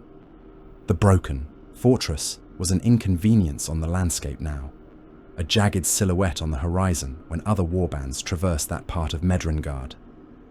Some used its shattered walls as a reference point when plotting fire arcs. Few bothered to approach. It had become what all fortresses eventually became if they were not maintained: a ruin. A monument not to victory, but to the inevitability of decay. In the cold calculus of the dispute of iron, there had been no victor. No warband stood unchallenged above the others, crowned as undisputed heirs of Perturabo's will. No fortress was declared the exemplar to which all others must aspire. The Cull had not produced a golden age for the Fourth Legion, nor had it extinguished their appetite for external war. What it had done was refine. The weak, the hesitant, the indulgent had been ground away under the guns of their kin. Those who survived had learned that loyalty to anything but the Primarch's shifting expectations was dangerous. They had learned that cruelty was not a vice, but a necessary component of endurance, that to balk at orders, no matter how distasteful, was to invite annihilation. The Shattered Tower's annihilation was a footnote in that process, a single line among countless others in an invisible ledger. Their bones propped up no Imperial walls. Their name was written on no Imperial honor roll. Even within the Eye, their memory was fogged and fading, preserved only in the gritted teeth of a few who had marched under their banners and now served other masters. Chaos devoured them as it devoured everything, not out of spite, but as a natural function. Iron that did not meet the standard was shattered. The fragments were sifted. Whatever useful edges remained were picked up and hammered into new tools. Whatever was too broken to salvage sank into the slag at the bottom of the forge. Medrengard turned, chains groaning, skies weeping ash, guns resting for the span of a few heartbeats before the next. War demanded they wake. In the pauses between bombardments, in the stillness of slag-choked catacombs, the cinders of the dispute of iron smouldered on, their heat lessened but not gone. Somewhere, in a fortress no sane chart marked, a Primarch of Iron drew a new column on his ledger and began to calculate anew.